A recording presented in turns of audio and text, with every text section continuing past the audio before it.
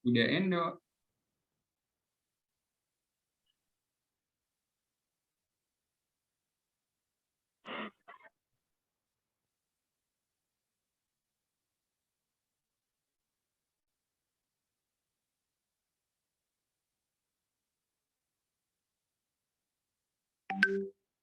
Halo udah. Bisa sapa dulu teman-teman blogernya. Belum kedengeran, Mas.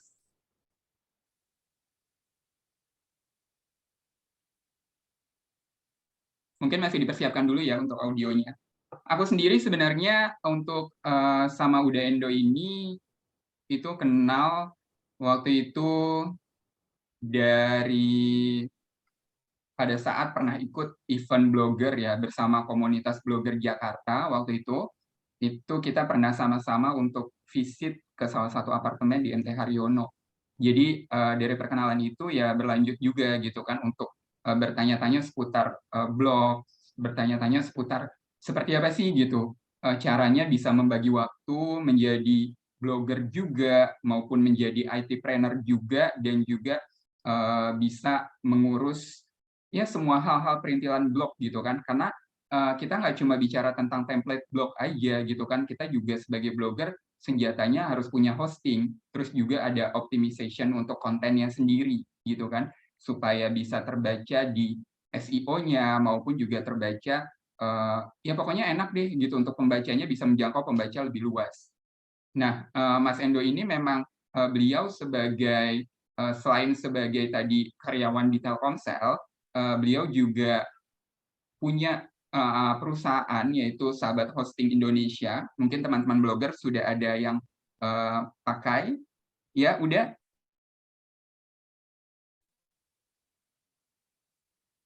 Halo, udah.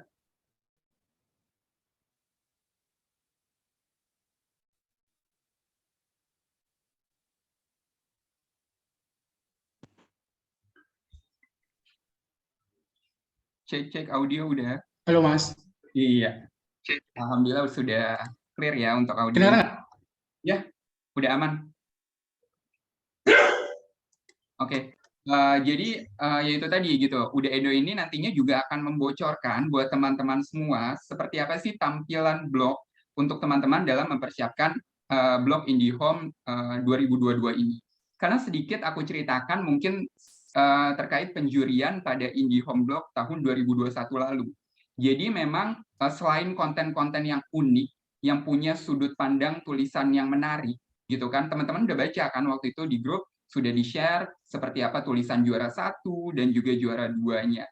Nah, selain mereka punya sudut pandang unik, terus mereka juga detail, punya kejelasan informasi, punya kedalaman informasinya juga, dan mungkin riset yang mereka lakukan itu juga cukup panjang, sampai akhirnya waktu itu sempat ada perdebatan di Dewan Juri. Perdebatannya adalah apakah tulisan ini memang terlihat mobile friendly. Jadi apakah memang bisa diakses? Dewan Juri itu sempat membuka juga blog peserta itu baik dari PC maupun dari handphone ataupun laptop. Jadi benar-benar dilihat juga dari sisi keindahan yang nggak cuma hanya sebatas konten teman-teman yang teman-teman buat aja, nggak hanya sebatas untuk tulisan-tulisannya aja, tapi memang ada juga dari sisi-sisi yang estetis dari blognya itu sendiri. Apakah mungkin tulisannya itu tertutup iklan, ataupun ada landing page-nya yang ya pokoknya malah menutupi konten tulisan itu sendiri. Nah, makanya supaya nanti hal-hal tersebut bisa diminimalisir dan teman-teman tulisannya juga bisa lolos untuk penjurian oleh Dewan Juri, semuanya nanti akan dikupas tuntas oleh Mas Endo Putra. Gimana Mas Endo? Sudah siap untuk malam ini? Untuk sesi Halo Mas, sudah siap. Oke. Kedengeran ya? Kenapa? Udah kedengeran ya suara saya? Ya, sudah aman. Ya, silakan udah Endo, silakan diperkenalkan dulu kepada para blogger. Dan silakan dimulai untuk diskusinya. Ruang dan waktu virtual saya serahkan kepada Bunda. Oke, sebentar Mas. Saya boleh share screen sebentar dulu ya? Ya, boleh. Sekalian ya teman-teman, untuk nanti jika ada pertanyaan bisa langsung di kolom chat, nanti dengan hashtagnya aks atau bertanya, lalu strip nama, strip pertanyaan yang ingin diajukan. Karena nanti akan ada 2 penanya terbaik yang akan mendapatkan saldo e-wallet masing-masing Rp100.000.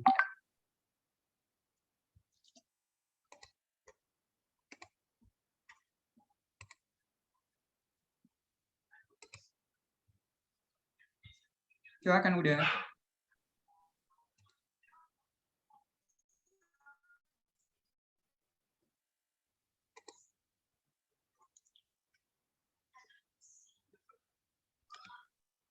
Oke, Assalamualaikum warahmatullahi wabarakatuh teman-teman semua. Waalaikumsalam warahmatullahi wabarakatuh. Waalaikumsalam warahmatullahi wabarakatuh. Oke, baiklah. Saya perkenalkan diri dulu ya. Tadi juga diperkenalkan sama Mas Ahmad tadi kalau nama saya Endo Putra, bisa dipanggil Endo atau Uda Endo. Kebanyakan orang manggil saya karena saya asal dari Padang, Sumatera Barat. Nah, kesibukan saya saat ini adalah mengurus sahabat hosting ya, dan juga sebagai staf IT di Telkomsel. Bagi teman-teman yang ingin kenal lebih dekat dengan saya, bisa dikepoin ya, ada sosmed saya di layar.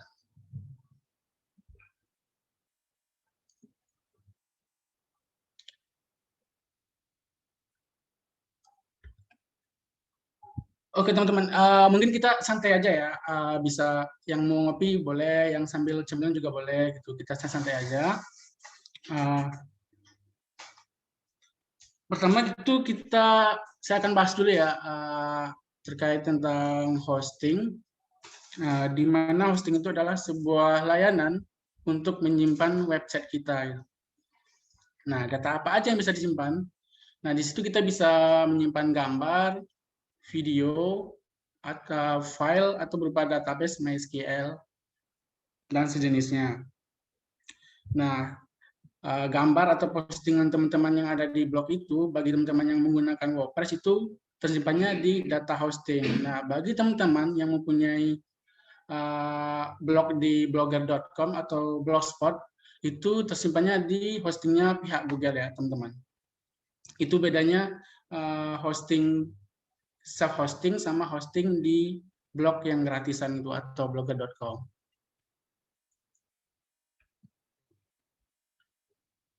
Nah, hosting juga ada tipe-tipenya teman-teman, ada yang self-hosting, ada dedicated hosting, dan cloud hosting. Nah, masing-masing mempunyai kelebihan dan kekurangan tertentu. Untuk sebagai gambarannya, teman-teman bisa lihat di gambar berikut. Nah, kalau self-hosting itu ibaratnya kita ibaratnya kayak kita ngekos ya. Ngekos itu kita nyewa rumah terus mempunyai banyak-banyak kamar. Nah, kamar-kamar ini ibaratnya blok kita gitu.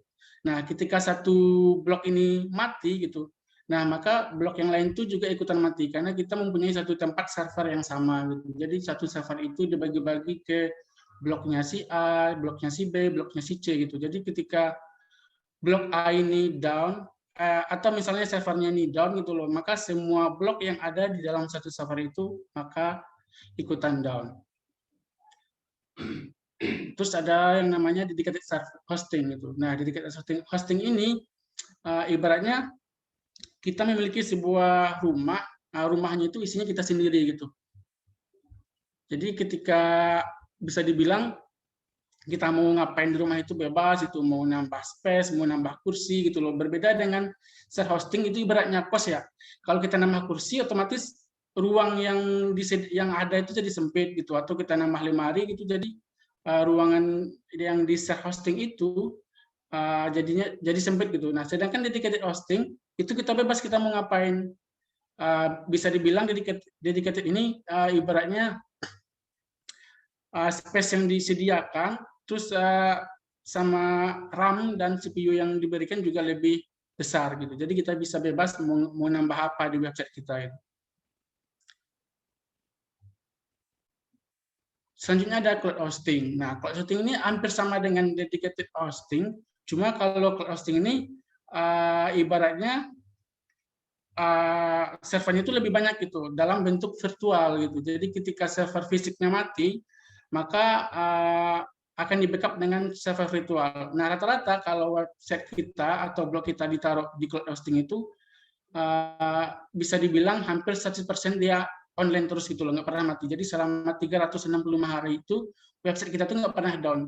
Berbeda dengan dedicated sama share hosting, itu biasanya ada maintenance lah dari pihak servernya gitu. Misal dalam satu kali sebulan pihak provider hostingnya melakukan maintenance gitu untuk perbaikan misalnya penambahan RAM, penambahan CPU atau genset gitu di ruangan servernya itu. Nah, sementara untuk cloud hosting itu biasanya online terus selama 365 jam. Jadi jarang website itu mengalami down itu atau tidak bisa diakses.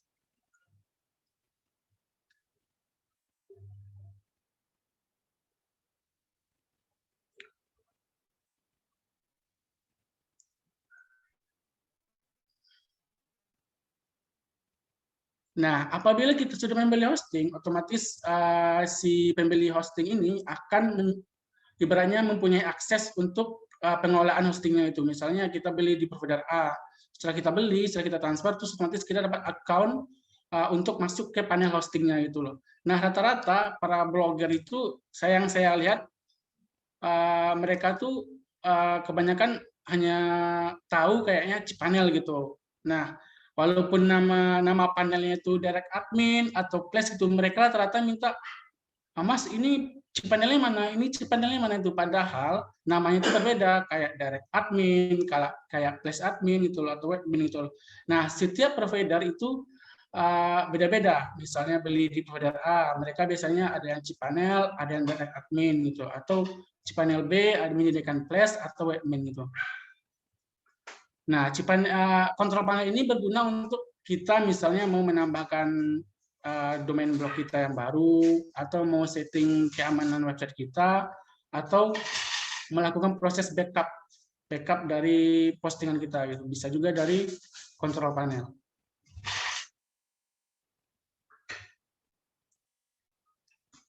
Berikut beberapa 3 sampel kontrol panel yang paling populer ya, yang lebih familiar. Ada cPanel, ada admin panel, dan Flash panel.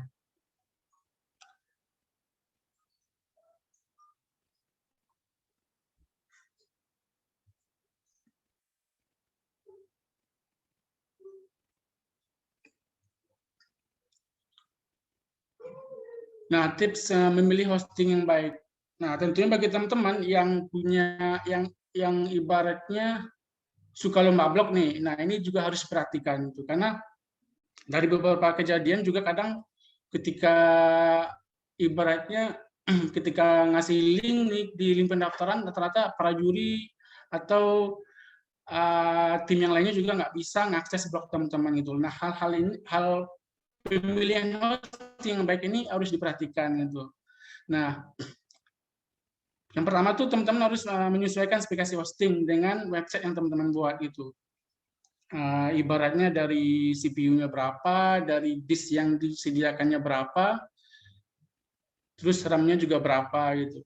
Nah, juga inode yang ditawarkan dari sebuah hosting juga sangat diperlukan karena beberapa hosting ya kadang menawarkan ibaratnya bisa dibilang unlimited hosting gitu kan. Tapi padahal mereka membatasi kapasitas inode di dalam sebuah hosting tersebut sehingga bisa dibilang kalau unlimited hosting itu sebenarnya tidak ada. Terus juga memperhatikan keamanan dari hosting ya. Beberapa website juga kadang ibaratnya ada serangan attack gitu. Nah, kita juga harus memperhatikan hosting yang benar-benar memperhatikan keamanan dari hosting para penggunanya. Terus memilih rincian hosting yang jelas. Saat ini ya bisa dibilang saya nih sebagai bisa dibilang orang dalam lah ya, karena sudah berpartisipasi juga menyediakan layanan hosting. Itu banyak hosting, ibaratnya penyedia hosting yang sekarang itu kayaknya lagi booming ya. Bisa dilihat lah di komunitas WordPress, komunitas blogger itu kadang ibaratnya mereka cuma mana ya, menawarkan iming-iming dengan harga murah, tapi kualitasnya kita nggak tahu gitu. Rinciannya jelas di sini maksudnya itu kayak RAM itu berapa giga guys bisa dikasih gitu, terus disknya berapa, terus pemilikannya gimana gitu loh, apakah kita dikasih akses cPanel atau enggak gitu. Keamanannya gimana kita juga nggak tahu gitu loh. Jangan tergiur dengan harga yang murah gitu loh, tapi suatu saat nanti website kita nggak bisa diakses gitu loh.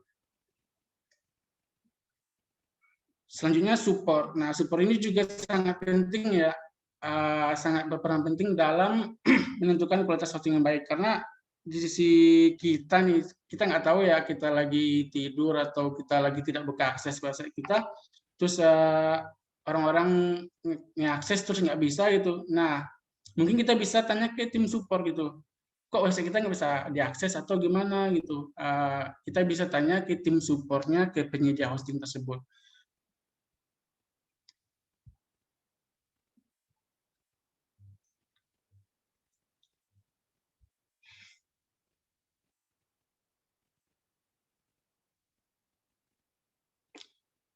Nah, ini teman-teman ada optimasi blog. Nah, mungkin di sini saya lebih fokus ke optimasi tampilannya teman-teman, karena kan lebih ke konsepnya lomba blog ya, bukan lomba SEO atau apa gitu ya. Karena kalau saya membahas SEO di sini ini seharian nggak bakalan sampai gitu. Nah, saya mungkin membahas yang poin website automation ya. Di sini banyak ibaratnya yang perlu diperhatikan gitu kalau mau optimasi website. Yang pertama itu dari segi keamanan website kita. Nih ya, sering nih kejadian seperti ini, keamanan website kayak teman-teman nih yang pertama menempelkan skrip yang dipasang di blog. Misal kayak mau nampilin kayak kalau di Blogger nih biasanya kayak nampilin skrip foto profile atau nambah widget sosmed gitu ya. Kita nggak tahu, kita dapat skripnya itu dari website lain gitu. Kita nggak tahu ditancapkan, dibubuhkan kayak ID apa gitu, ibaratnya kayak sejenis skrip yang bisa dimana ketika blog teman dibuka, maka blog mereka juga menghasilkan traffic gitu, seperti itu teman-teman. Jadi juga harus memperhatikan jenis skrip yang teman-teman tempelkan di blognya. Terus juga melakukan backup. Nah, bagi teman-teman yang punya hosting ini udah lebih enak, karena pihak hostingnya juga melakukan backup. Ada yang secara daily, ada yang weekly. Nah, kalau teman-teman juga nggak mau, ibaratnya kalau mau backup sendiri juga bisa masuk ke panel hostingnya, terus melakukan backup dan download ke PC-nya masing-masing. Untuk blogger juga bisa melakukan backup, tinggal masuk ke blogger.com, terus di settingan backup konten. Situ juga bisa. Terus selanjutnya teman-teman juga bisa pasang plugin keamanan ini khusus WordPress ya. Teman-teman bisa cek atau install security plugin. Itu di sana teman-teman bisa mendetek gitu. Ibaratnya buka website teman-teman cek terus teman-teman cek apakah website saya ini aman nggak gitu loh saat ini. Terus grade-nya berapa? A, B, C atau D kah atau critical kah atau major kah gitu. Nah, jadi ketika teman cek itu nanti ketahuan virus itu nempel di mana, jadi ketahuan. Jadi teman-teman bisa hapus, bisa delete virus sehingga website teman itu bisa clear lagi gitu loh, bersih lagi dari virus-virus yang atau malware yang menempel di website teman-teman. Gini, kadang virus yang nempel di website kita itu kadang bisa menyebabkan akses blog kita atau akses website kita itu jadi lambat. Nah, tentu ini kan jadi pengaruh bagi teman-teman yang lomba blog gitu ya. Kadang terlalu lama, kadang jurinya malas gitu, buka aja yang selanjutnya gitu. Jadi juga ini sangat berpengaruh bagi teman-teman yang lomba blog.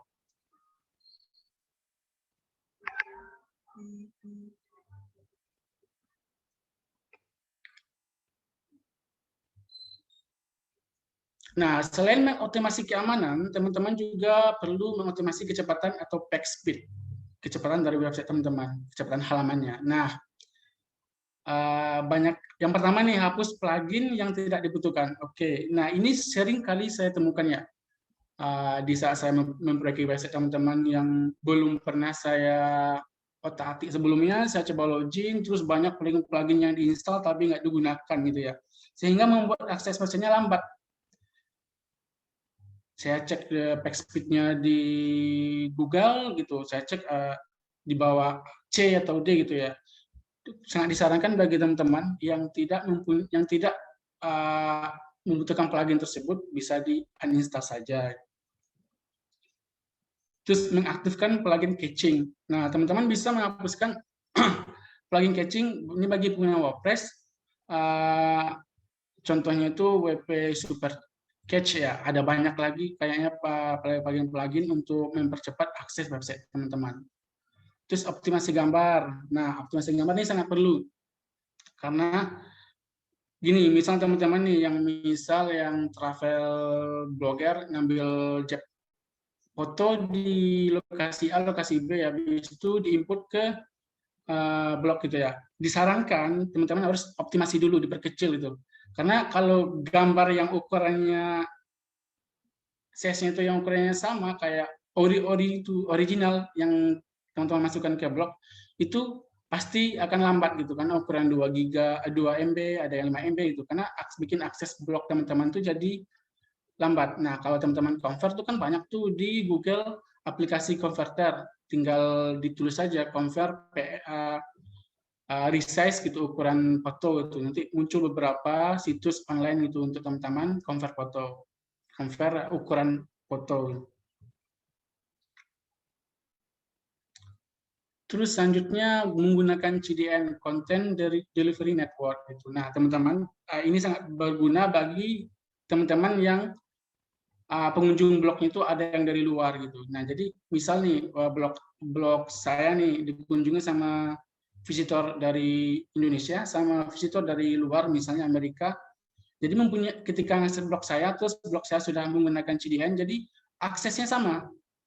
Jadi orang Amerika yang akses sama akses orang Indonesia itu kecepatannya sama gitu loh. Jadi nggak perlu lagi ibaratnya harus pakai hosting Amerika juga enggak gitu. Karena sekarang udah ada CDN, jadi teman-teman bisa gunakan CDN ini. Untuk tutorialnya banyak kok yang tersebar di Google. Tinggal ketik ada cara memasang CDN di website.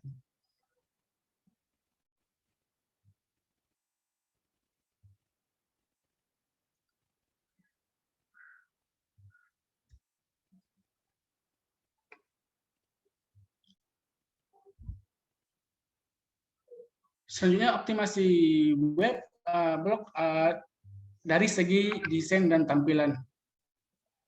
Nah, di sini teman-teman harus memilih theme atau template sesuai dengan kebutuhan. Nah, kadang juga ada sih yang beberapa teman-teman tuh kadang bikin blog personal tapi bikin konsepnya itu ada yang kayak majalah gitu ya, majalah. Sebenarnya bisa, cuma harus disesuaikan juga ibaratnya sesuai dengan kebutuhan lah gitu. Ibaratnya kalau mau yang tampilannya clean, responsif tuh bisa gunakan template yang sesuai gitu. Contoh atau ada yang mau bikin web toko online, nah maka disarankan yang pakai tema WooCommerce itu karena kita perlu untuk menyimpulkan produk gitu, kayak gitu kira-kira teman-teman. Terus pilih juga fitur template yang responsif, mobile friendly atau Google Mobile First Index. Sekarang Google itu ibaratnya menerapkan kebijakan Google Mobile First Index ya teman-teman, atau GMFI. Jadi sekarang dengan website atau blog yang lebih mengutamakan tampilan handphone gitu. Jadi dengan menggunakan tampilan handphone sekarang lebih dominan ya untuk masuk ke Google Page One gitu.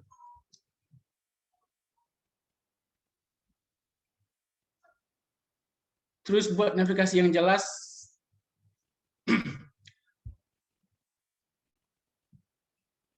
nah maksudnya sini buat navigasi yang jelas jangan sampai navigasinya itu ada isinya gitu. Nah gini, kadang ada beberapa website ya atau blog itu ketika diklik menu-menu atasnya itu kayak about atau kontak tuh saya perhatikan masih ada yang kosong gitu.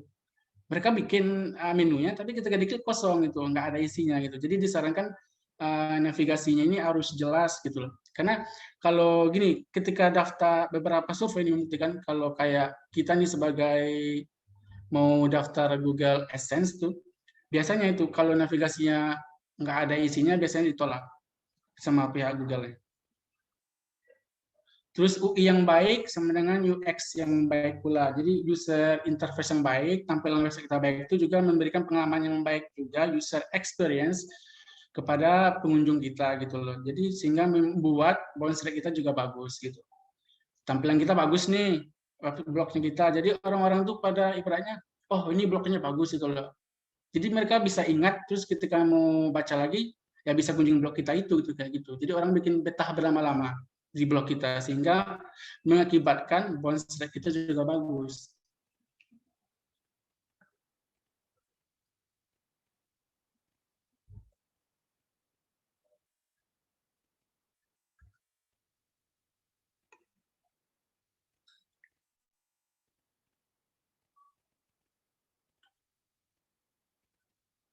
Terus kenapa kita harus memilih template yang tepat gitu? Nah, tujuan ibaratnya template itu atau theme itu ibaratnya apa ya? Jadi teman-teman yang bikin blog itu nggak harus atur dari awal itu loh. Template itu udah ada layoutnya. Jadi teman-teman tinggal install, tinggal pasang di blognya sehingga tampilan blog teman-teman itu sama dengan yang dicontoh gitu loh. Paling cuma menambahkan beberapa fitur kayak widget itu mengikuti panduan masing-masing template. Karena rata-rata semua template itu pasti ada panduannya. Dengan template blog kita juga jadi rapi dan tertata gitu ya. Orang mengunjungi blog kita itu jadi betah berlama-lama gitu. Nah, terus juga meningkatkan kualitas blog. Meningkatkan kualitas blog ini ibaratnya biasanya kalau template yang bagus itu biasanya coding-codingan atau meta tag itu lebih bagus di mata Google ya teman-teman. Jadi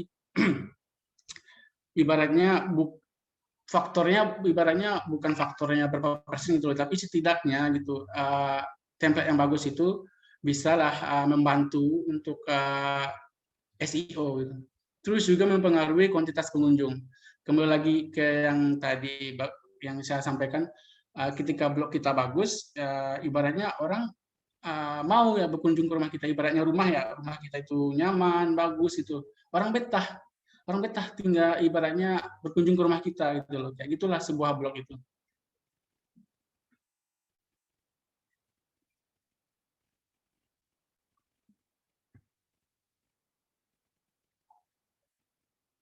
Terus bagaimana cara memilih template yang tepat?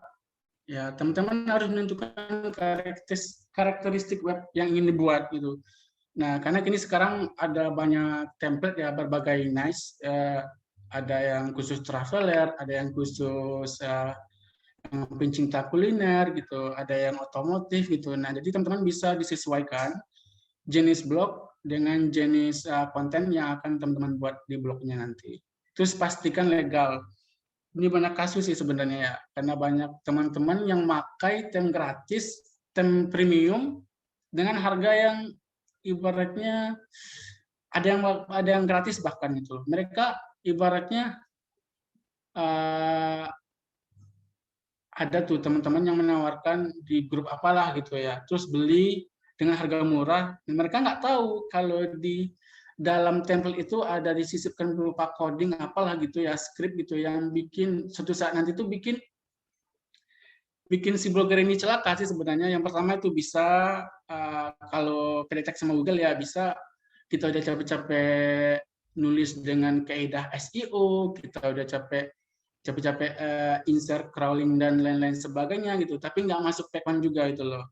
Nah, salah satu faktornya itu di situ, karena ada beberapa script dari tem gratis yang nol itu ditancapkan oleh developer ya yang nggak jelas gitu ya, yang para penjualnya itu. Jadi dipastikan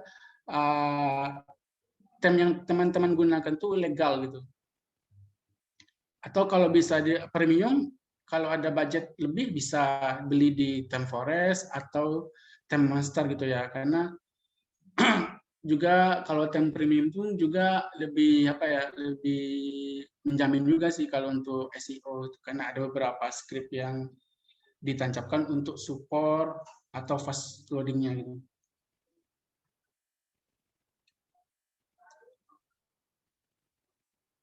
Terus pastikan template yang teman-teman beli itu adalah ringan dan fast loading ya. Jadi ketika diakses itu nggak berat gitu loh. Kadang ada beberapa template yang terlalu banyak pernik di sisi kanan, sisi kiri, widget apalah gitu ya. Kadang hal semacam itu bikin loading template kita, loading blog kita tuh jadi lambat gitu. Terus eye catching dan user friendly gitu. User friendly ini jadi ketika blog teman-teman ini dibuka di laptop tampilannya bagus, di mobile juga bagus gitu. Jadi menyesuaikan tampilan perangkat gitu, seperti itu teman-teman.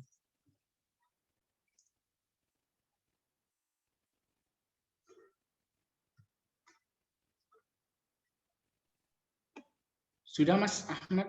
Oke, terima kasih udah penjelasannya cukup singkat, tapi memang berisi ya. Karena di sini juga sudah banyak untuk pertanyaan yang nantinya bakal dijawab sama udah langsung. Ada sekitar 14 pertanyaan yang sudah dirangkum. Tapi kita balik dulu nih sebelumnya udah sebelum nanti mempersilakan juga teman-teman buat yang mau on cam dan mengajukan pertanyaan langsung, itu nanti juga akan saya pilih. Tapi berhubungan dengan lomba blog nih ya, udah ya. Jadi kan memang kayak tahun lalu gitu pada saat penjurian, pada saat jurinya buka akses blognya ternyata ada kode error 404 gitu kan. Jadi ini apa gitu penyebabnya dan seperti apa mungkin strateginya supaya para blogger juga nggak ya mereka tidak mengalami hal yang demikian karena kan kayak udah capek-capek nulis kontennya udah rapi, udah tinggal tahap penjurian tapi ternyata sama jurinya itu nggak bisa dilihat dan jurinya juga bisa-bisa mereka menilai 200 tulisan lebih, itu mereka bisa-bisa tiba langsung unmute, langsung skip gitu kan.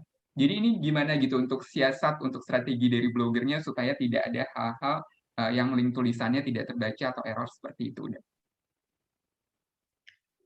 Iya, benar Mas. Gini ya, biasanya sih kalau error kode 404 itu biasanya kadang banyak faktor ya. Salah satunya tuh si pesertanya ini biasanya kadang melakukan perbaharuan URL biasanya. Jadi ketika dia daftar tuh linknya ini gitu ya. Nah, habis itu setelah daftar, tahu-tahu 2 hari setelah itu mereka nge-update tulisannya gitu loh. Ya, tulisannya tanpa mereka sadar atau judulnya gitu loh, tanpa mereka sadar tuh linknya itu juga berubah gitu loh.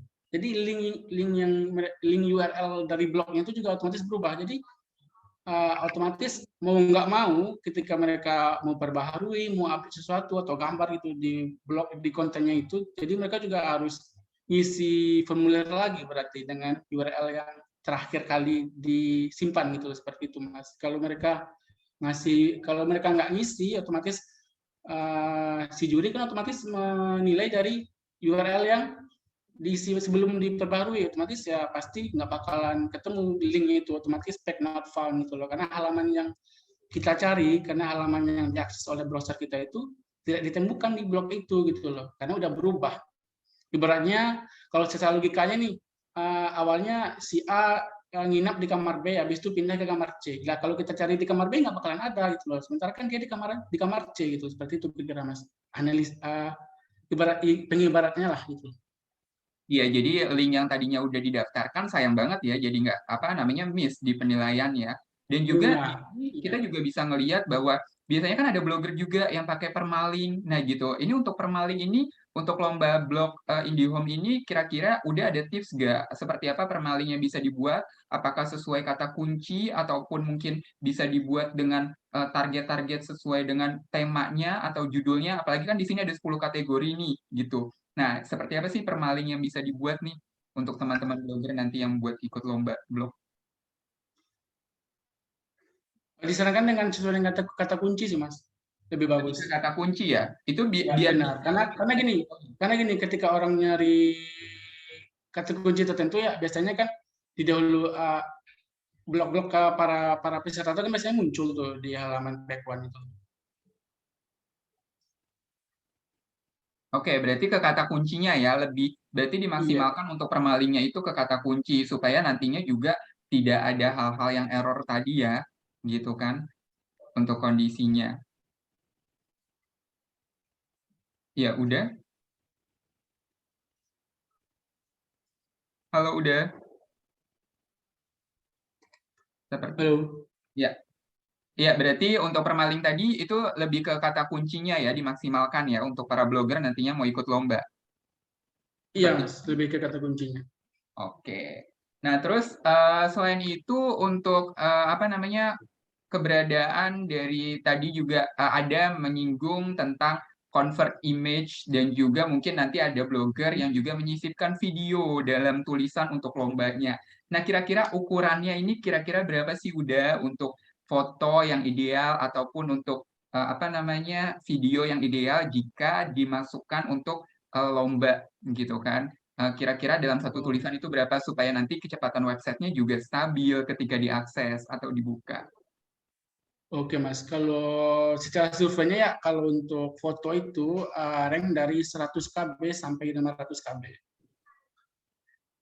Kalau untuk video, ya.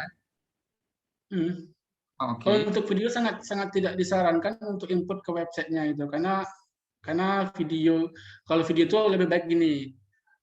Kalau dari saya sih lebih baik upload di YouTube. Nah nanti dari YouTube tuh kan bisa tuh diklik kanan terus salin kode embed-nya gitu loh. Nah, setelah salin kodenya itu, kode embed gitu ya, ketika udah disalin, ya udah dipaste aja di blognya gitu.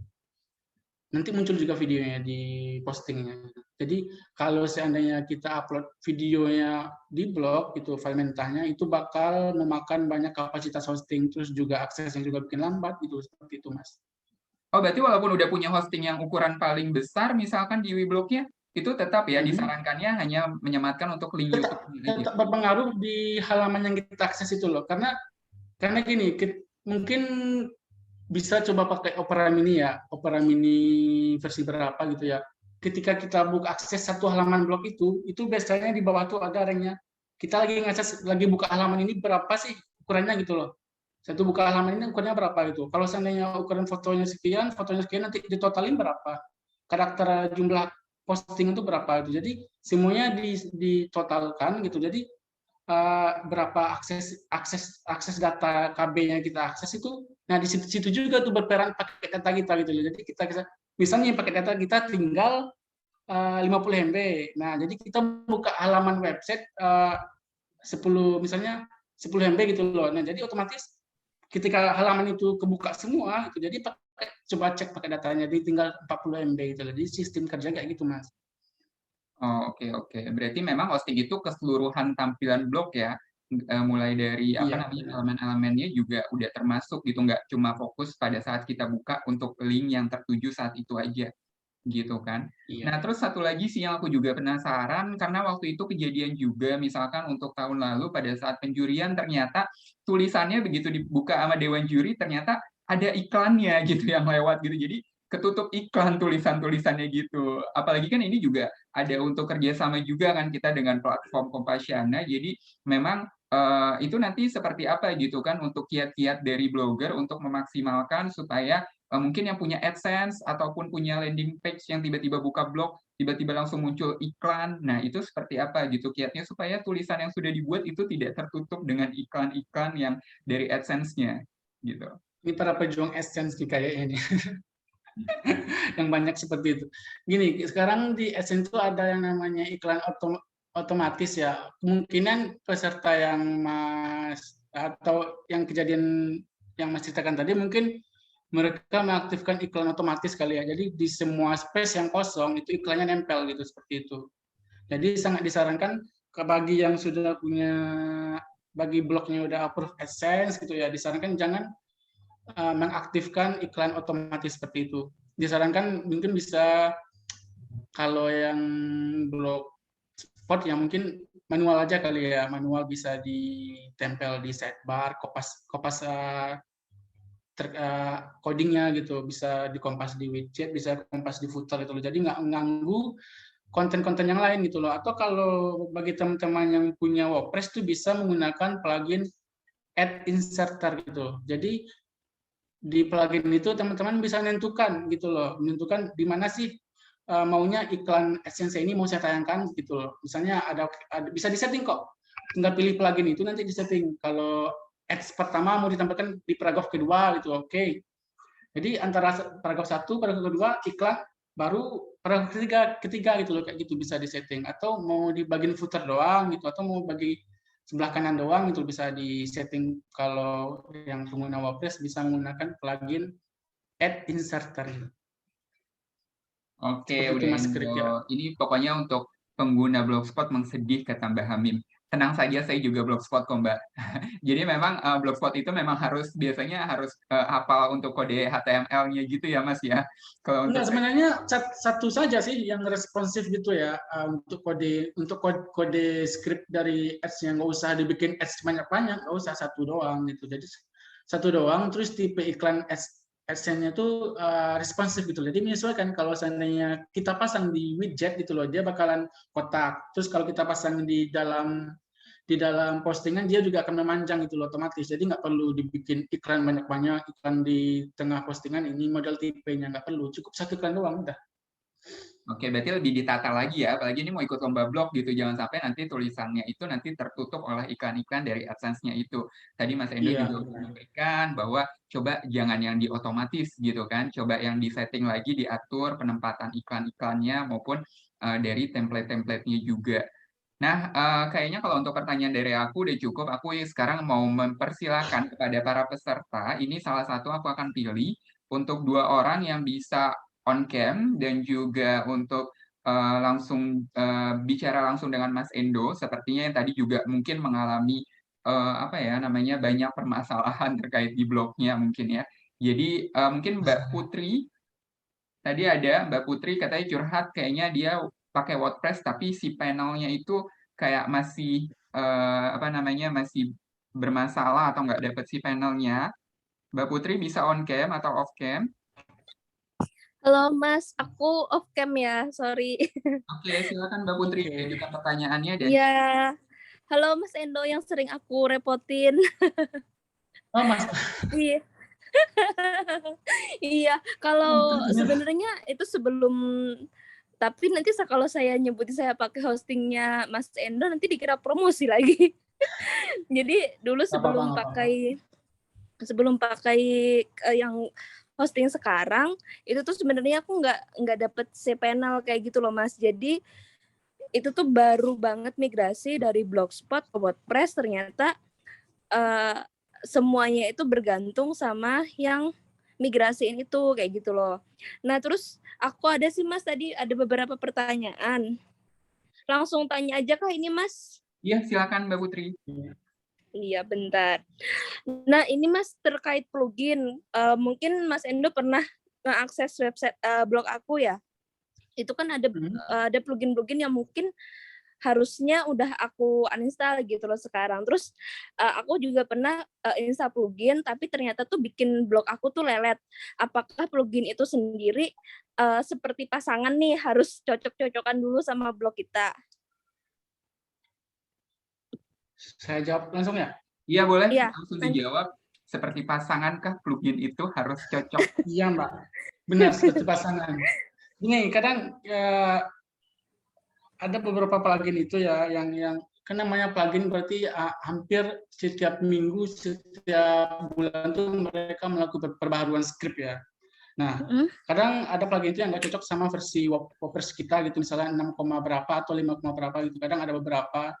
Contohnya mungkin pakai Elementor kali ya, Elementor Pro versi berapa sama Elementor yang terbaru itu nggak cocok, malah bikin aksesnya blank gitu seperti itu. Atau gini, boleh saya tunjukin kemana ya?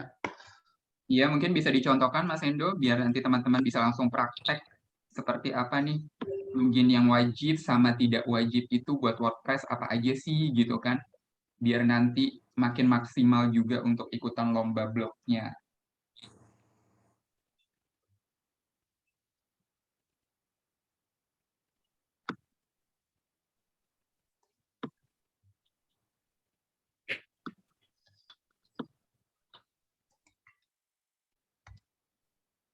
Jadi Mas Endo sendiri ini mengelola berapa blog, Mas?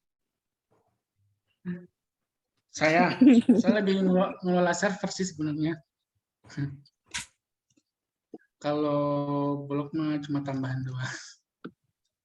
Lebih fokus untuk jadi ininya ya, IT-preneurnya ya berarti ya. Iya. Oke, ini salah satu untuk kliennya Mas Endo ya? Bukan. Sebentar.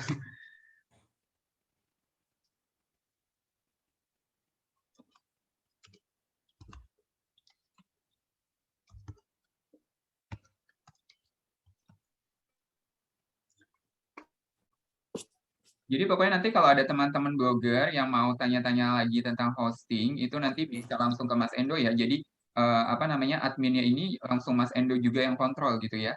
Kayak Mbak Putri tadi kayaknya sering katanya ngerepotin Mas Endo gitu kan. Kalau blognya ada masalah pokoknya langsung calling Mas Endo gitu kan. Bener banget tuh Kak. Soalnya kan ini bukan promosi ya teman-teman ya. Maksud aku kan udah kenal nih ya sama Mas Endo gitu kan. Jadi ketika ada problem sedikit, balik lagi ke yang tips memilih hosting tadi yang kata Mas Endo, itu ada yang bagian support kan tadi. Nah itu bener banget sih, penting banget. Apalagi kalau buat kita yang nggak terlalu paham sama hosting, otomatis ketika ada masalah dan kita harus ngirim tiket dulu, itu kan kayaknya memakan waktu ya. Jadi support itu salah satu yang nomor 2 deh yang paling penting gitu saat milih hosting. Dari pengalaman saya sih. Iya, terima kasih Mbak Putri sudah sharing untuk pengalamannya. Atau mungkin bisa langsung dibuka Mas blognya Mbak Putri. Ya, sebentar ya. Boleh tuh. Mbak Putri blognya. Mbak Putri tahun lalu udah sempat ikut submit untuk lomba IndiHome-nya? Belum sih Mas. Insya Allah tahun ini, tapi ini tadi komputer baru kena ransomware, jadi mau masuk klinik dulu komputernya. Oke, semoga bisa segera terselesaikan untuk permasalahannya. Mungkin nanti bisa, karena Mas Endo ini kan juga ahli IT, jadi mungkin kalau ada kerusakan komputer mungkin bisa sekalian ya, sekalian. Jadi kontak malah. Jadi bisa langsung, nanti jangan lupa Mbak Putri bisa dipilih ada 10 kategori, kalau mau ikut 10 kategorinya untuk lomba blog IndiHome itu boleh banget Mbak. Karena memang kesuksesannya akan lebih besar pastinya. Ini Mbak Putri dari Banjarmasin ya? Halo Mbak. Iya, benar dari Banjarmasin. Oke, ini pluginnya sudah tahu. Halo. Iya, Mas silakan. Ya, ini salah satu contohnya yang saya blok nih. Nih ada keterangannya di sini tuh kompatibel gitu loh. Ada yang enggak kayak gini nih, belum di testing gitu. Jadi kita nggak tahu nanti apakah ketika kita install bisa. Jadi nih ibaratnya ketika kita install jadi error gitu blog kita karena belum dites oleh developernya gitu, seperti itu kira-kira. Ada yang compatible, ada yang belum gitu, seperti itu Mbak Putri. Oh gitu. Oh iya Mas, lanjut ke pertanyaan kedua boleh nggak? Tadi kan Ya, ada yang list 3 silakan, tuh. ada 3. Jadi yang kedua itu Mas, mungkin tadi aku sempat baca juga sih pertanyaan tentang foto ya dari teman-teman yang lain juga. Jadi terkait foto, lebih ringan mana sih Kak, JPEG atau PNG? Soalnya pernah kan aku kadang tuh ngedesain kan, terus udah ke ekspor PNG, katanya PNG itu lebih berat, atau harus pakai web BP itu bacanya gimana sih? Ya, atau harus pakai itu. Ya kalau nggak mau repot, ibaratnya kalau mau simpel sih JPG aja sih sebenarnya. Kalau mau WEP, WP itu lebih ibaratnya conference itu lebih ribet gitu. Oh, kalau itu lebih ringan ya daripada PNG? Kalau PNG itu berat, Mbak. Kalau yang ringan itu JPG. Oh iya paham.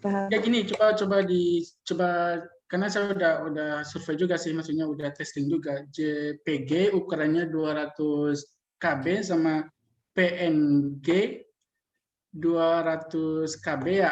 Tapi tetap yang lebih bersih itu PNG. Yang nggak pecah-pecah gitu loh. Oh. Yang nggak pecah-pecah, tapi yang lebih cepat, yang lebih enak diupload tuh ya kalau mau websitenya loadingnya cepat ya JPG gitu. Oh, tapi gambar kita jadinya agak blur dikit gitu loh, cuma beda dikit doang.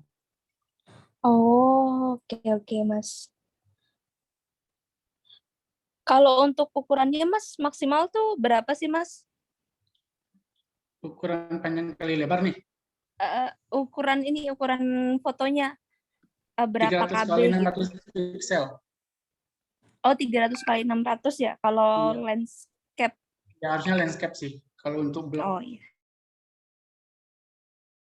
Gitu lah. Mas, satu lagi ya, terakhir pertanyaan dari saya. Tadi udah nge-3 sih. Yang ketiga itu terkait tampilan nih Mas. Kan kalau Mas Endo buka blog saya kan, saya suka tuh bikin homepage-nya itu pakai landing page.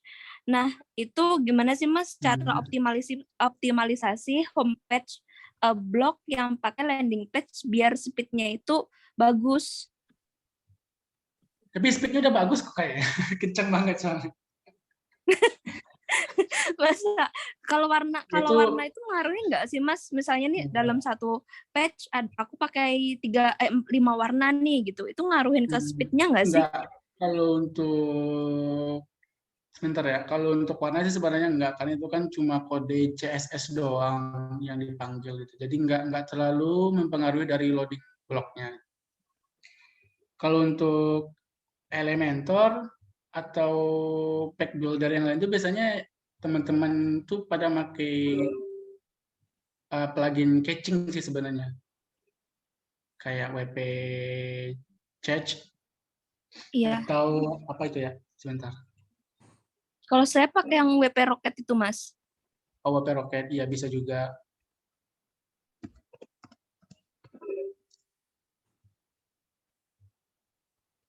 Terus juga bisa Mbak, kalau pakai CDN udah pernah coba? Belum sih Mas, kalau CDN.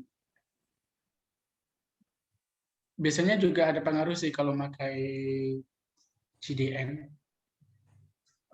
Saya pernah coba sih kalau website yang tanpa CDN dulu saya tes page speed-nya berapa di Google Page Speed, terus setelah saya pakai CDN juga naik gitu.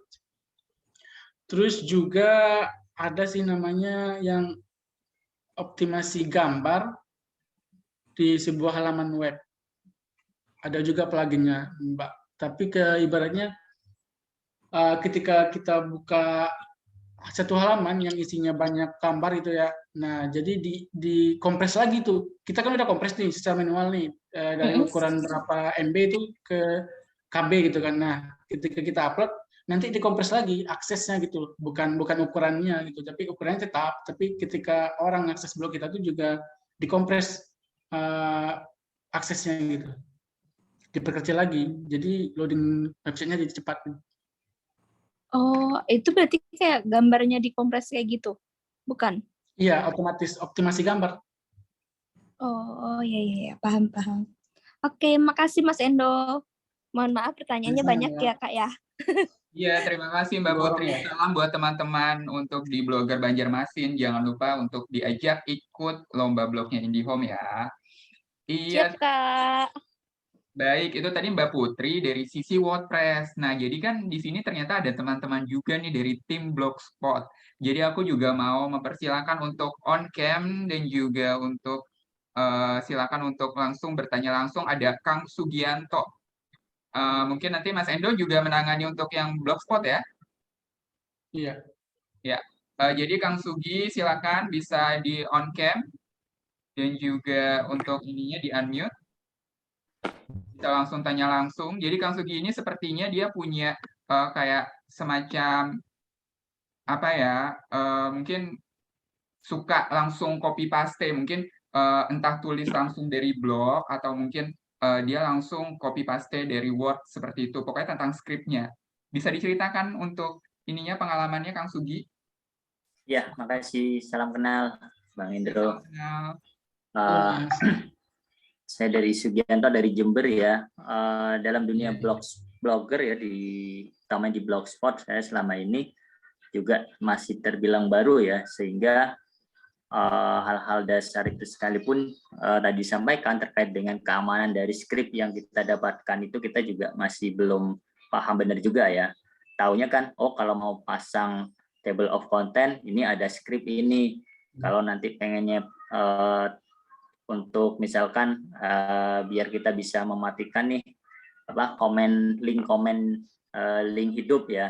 Nah itu pakai skrip kayak gini. Nah tapi kita kan belum bisa nih bedain apakah ini benar-benar aman nantinya untuk kita, karena kita sendiri nggak bisa bedain ya. Saya sendiri ini skripnya yang bikin nggak aman tuh di sisi mananya sih. Jadi seperti itu aja.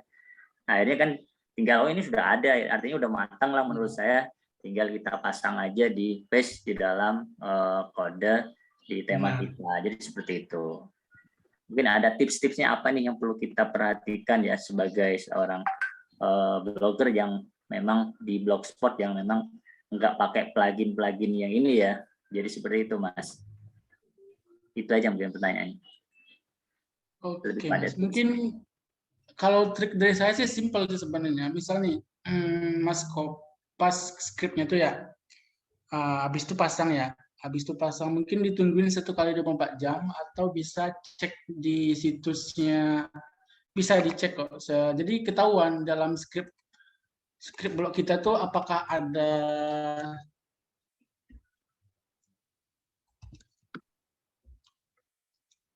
malware-nya atau skrip yang nggak jelas gitu. Jadi bisa kedetek harusnya di sini.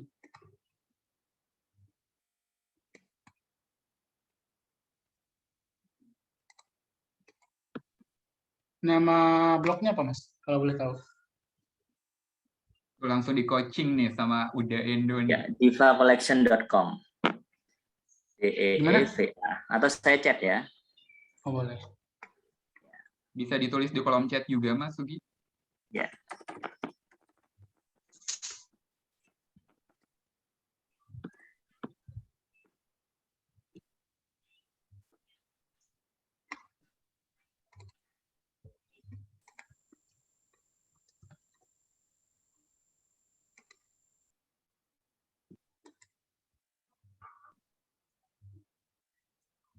Aman kok Mas.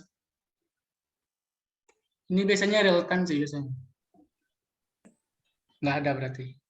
Oh, berarti kalau saya sih biasanya kalau untuk web client saya biasanya cek di sini.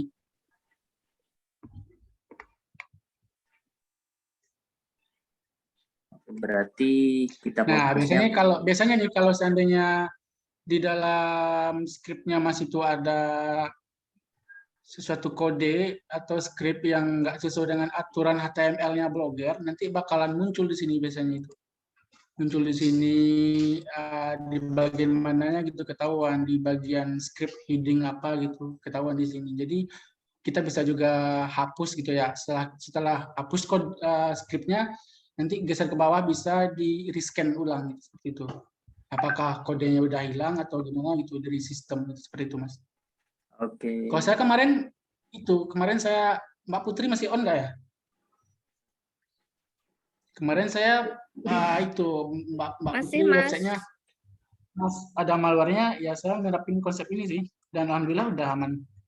Soalnya di sini kedetek lokasi malwarenya di mana gitu. Jadi saya telusuri, saya delete tuh codingnya, udah berhasil terhapus. Jadi ini real time itu, saya delete 5 menit yang lalu, terus saya rescan, udah hilang gitu. Jadi seperti itu, Mas. Terima kasih dah. Gimana Mas Sugi? Ada lagi yang mau Ada ditanyakan? lagi, Mas? Ini udah cukup nih. Oh, oke. Semoga aman ya. Jadi tinggal nulis, tinggal ngedraft, terus lanjut untuk submit ke lomba blog IndiHome-nya ya. Siap. Terus kalau gini, Mas, kalau mau, kan tadi kata Masnya itu kan ibaratnya ini khusus untuk pemula ya. Nah, kadang saya juga nggak bisa ngarahin misalnya, oh ID-nya sekian gitu loh. Enggak, karena misalnya saya sebagai hackernya gitu kan, atau nancapin kode, itu hacker si A, hacker si B itu nggak sama. Cara mereka tuh nanam coding itu di situ itu loh, ID-nya berapa, itu mereka malah ada yang kayak abjad yang nggak teratur seperti itu.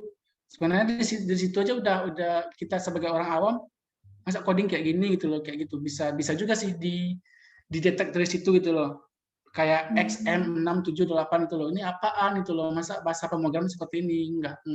Ibaratnya dari situ sih bisa kita logis nggak sih gitu loh, kayak gitu, Mas. Mungkin itu aja sih tambahannya gitu.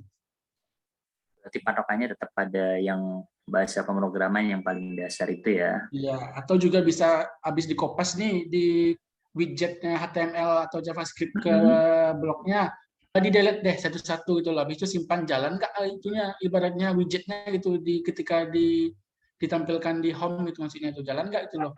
Kalau nggak jalan berarti ini kode ibaratnya dengan aslinya gitu, maksudnya gitu loh, bukan script bubuhan atau script hacker gitulah gitu, kayak gitu. Oke. Makasih informasinya juga. Oke, tadi Kang Sugi juga nanya tips apa yang bisa dijalankan ya untuk menjaga keamanan website atau blog. Berarti sudah aman ya semuanya ya, Kang? Sudah terjawab? Sudah terjawab tadi. Oke, baik. Terima kasih Mas Sugi. Baik, udah Endo, kita akan lanjut ke pertanyaan-pertanyaan yang tadi sudah diajukan melalui kolom chat. Akan saya bacakan satu persatu. Yang pertama dari Mas Daniel. Dia menanyakan nih, apakah blogger bisa meminta pertanggungjawaban atau ganti rugi kepada penyedia hosting apabila terjadi down server dalam waktu lama? Pengalaman Mas Daniel nih, tahun lalu blognya tidak bisa diakses kurang lebih 1 minggu karena kebakaran di gedung cyber yang berdampak pada server milik hosting. Nah, ini benar banget nih Mas Endo, karena kan waktu itu juga sempat viral juga nih karena kebakaran itu, jadi beberapa ternyata nggak cuma blogger aja yang kena, tapi beberapa situs web perusahaan juga itu sempat kena down server. Nah, ini seperti apa sih Mas Endo kalau ada hal-hal atau kendala seperti itu? Oke, Mas, sebelumnya saya ini dulu ya, tergantung apa ya ibaratnya. Rata-rata para blogger juga jarang membaca sih, ibaratnya ketika kita pesan hosting dan domain itu kan biasanya sebelum check out itu kan ada yang dicentang ya, ibaratnya kita patuh pada peraturan yang ada di perusahaan tersebut ya, di provider hosting tersebut. Nah, sementara kebanyakan dari blogger itu nggak membaca ibaratnya ya, ibaratnya term kondisinya apa sih gitu loh, maksudnya kita dapat apa, terus si provider kewajibannya apa gitu, kayak gitu. Nah, dari spesifikasi oke, misalnya 99% uptime gitu misalnya ya, dari spesifikasi hosting itulah. Nah, dari 99% itu, dari 365 hari berarti downtime itu berarti otomatis downtime itu berarti 0,01%. 0,01% itu berapa sih dari 365 hari gitu loh. Nah, itu adalah ibaratnya apa ya ibaratnya ya, SLA lah gitu ya, SLA down-nya mereka gitu. Jadi dalam waktu 0,01% itu kita nggak berhak komennya ke pihak providernya, karena itu kan mereka kan udah bikin spesifikasi 99,9% uptime itu. Jadi selama 365 hari itu mungkin 362 hari doang tuh akses hak kita itu loh. Jadi 3 hari itu hak si provider gitu, maksudnya mau downtime, mau maintenance gitu loh. Jadi kita nggak berhak ya. Tapi kalau seandainya di term of condition-nya mereka itu udah ibaratnya down offset itu melebihi dari batas SLA itu, kayak kejadian kemarin nih di data center gedung Sebar ya, kebetulan saya ibaratnya kontrakan saya pas di depan gedung Sebar dan saya berada di depan gedung Sebar itu pas kejadian ya, dan semua di lantai 1 sampai lantai berapa ya saya lupa itu, pokoknya yang kena itu cuma lantai 3 doang, lantai atas itu nggak kena, cuma mereka suspek doang, karena ibaratnya kalau satu gedung itu dimatikan PLN-nya, power gensetnya itu otomatis semua lantai juga mati itu kan, nggak bisa hidup. Jadi yang impact-nya cuma lantai 3 doang, lantai 2 doang gitu, lantai atasnya enggak gitu. Nah, kalau udah rentangnya 1 minggu itu, kita kembali lagi, kita telusuri coba term condition-nya ke bawahnya gitu kan. Kadang ada beberapa perusahaan hosting yang menjelaskan si pembeli atau si klien yang menggunakan hosting ini tidak berhak komplain apabila tidak bisa diakses apabila kejadiannya force major gitu ya. Ibaratnya kayak kebakaran gitu ya, atau itu bisa diberikan udah bencana gitu, seperti itu.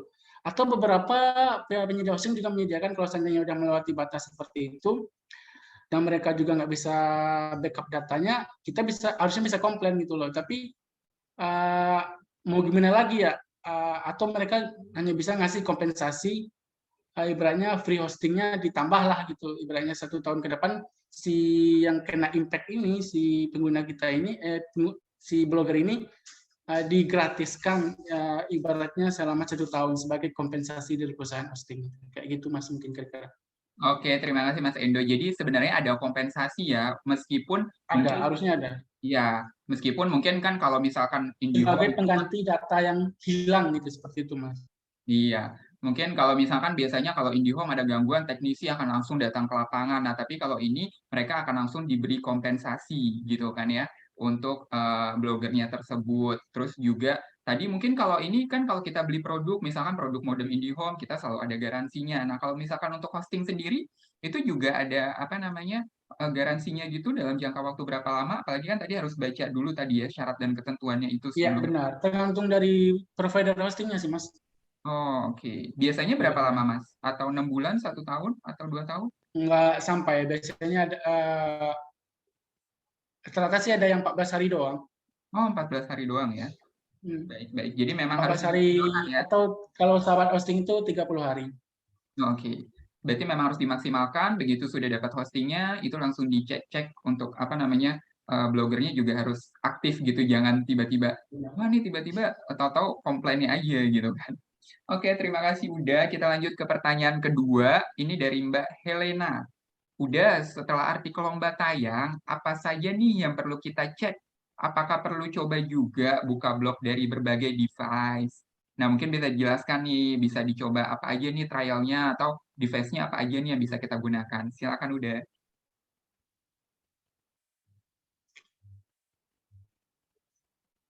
Iya Mbak, kalau biasanya bisa sih digunakan ya untuk beberapa device. Kalau link kita itu, kalau untuk link diaksesnya itu kalau semua perangkat, kalau satu perangkat udah bisa, biasanya semua perangkat itu bisa gitu. Cuma kembali lagi kadang ada beberapa penyedia internet gitu ya, kadang kayak di provider A nih kayak XL apa gitu ya bisa, tapi ketika di provider lain itu nggak bisa itu loh. Kadang ada pengaturan proxy-nya gitu, pengaturan proxy. Terus kalau misalnya pakai wifi dari tempat kita nongkrong atau nggak bisa diakses gitu. Tapi untuk ibaratnya untuk memastikan ya kalau website kita itu benar-benar bisa diakses ya, kalau saya sih ya sebagai developer, saya pakai VPN sih sebenarnya, VPN. Jadi untuk memastikan blog saya itu bisa diakses dimanapun, saya coba pakai VPN. Nah,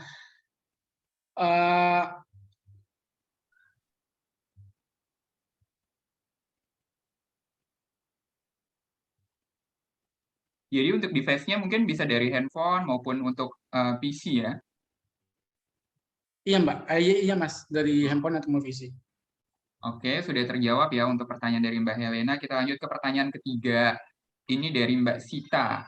Mau tanya udah untuk backup, seberapa penting sih backup ini? Seperti apa juga cara merecall data blog kita ketika terjadi sesuatu?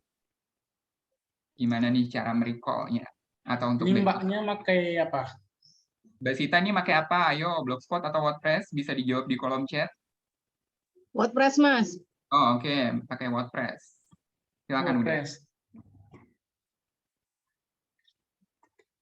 Ini saya login nih, sambil login ya. Ini bisa di sini. Mbak, kalau untuk WordPress itu ada 2 tipe ya untuk backup-nya. Bisa backup dari cPanel-nya itu secara keseluruhan. Jadi membackup semua data website Mbak itu kayak misal nih contoh mau backup ke cPanel nih. Terus login ke cPanel-nya, terus di situ ada fitur backup ya. Nah, nanti Mbak bisa pilih opsi backup, terus maunya backup-nya backup apa nih? Misalnya ada data website, terus ada database gitu. Nah, keduanya harus di backup. Kalau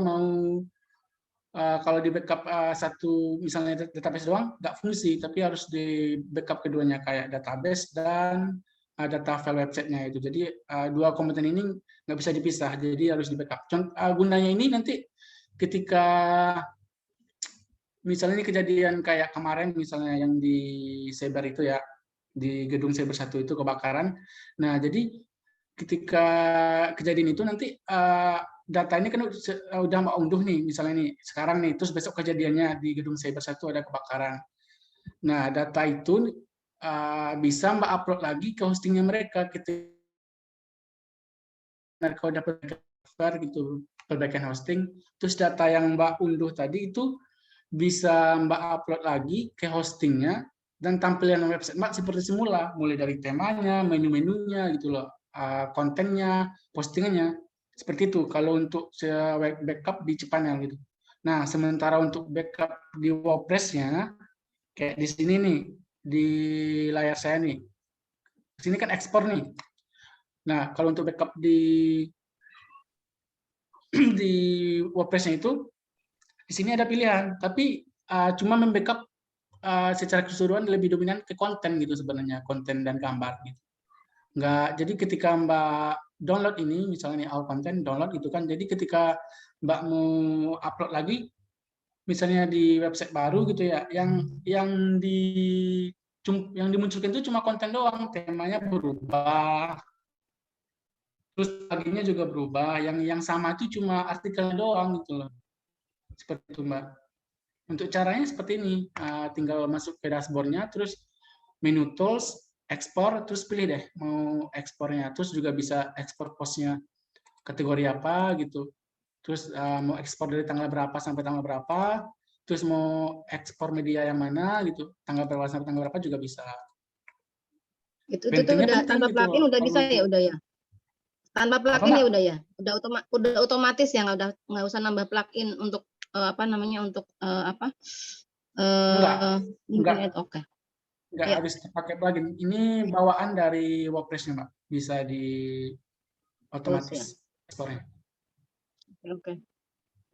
Oke, udah, terima kasih. Oke, Mbak, sama-sama. Udah, aku nyambung pertanyaan dari Mbak Sita, ini terkait backup. Kira-kira berapa lama ya waktunya untuk para blogger ini harus membackup dari blognya? Sebulan kah, setiap bulan, atau 3 bulan sekali, atau 6 bulan, atau setahun sekali? Ini sebenarnya tergantung dari konten sih. Emang si blogger ini dalam 1 hari posting berapa sih gitu loh. Atau malah kalau mereka nguploadnya cuma, misal nih, dia ngonten cuma 1 kali sebulan, terus kita backup 1 kali seminggu, nggak bisa disamakan gitu. Jadi tergantung dari kuantitas si blogernya itu nulisnya dalam sebulan berapa, misalnya 5 buah artikel gitu, ya bisa di backup lah 1 kali seminggu gitu, kayak gitu. Kalau dia cuma nulis 1 kali sebulan misalnya ya, terus dia backupnya 1 kali minggu.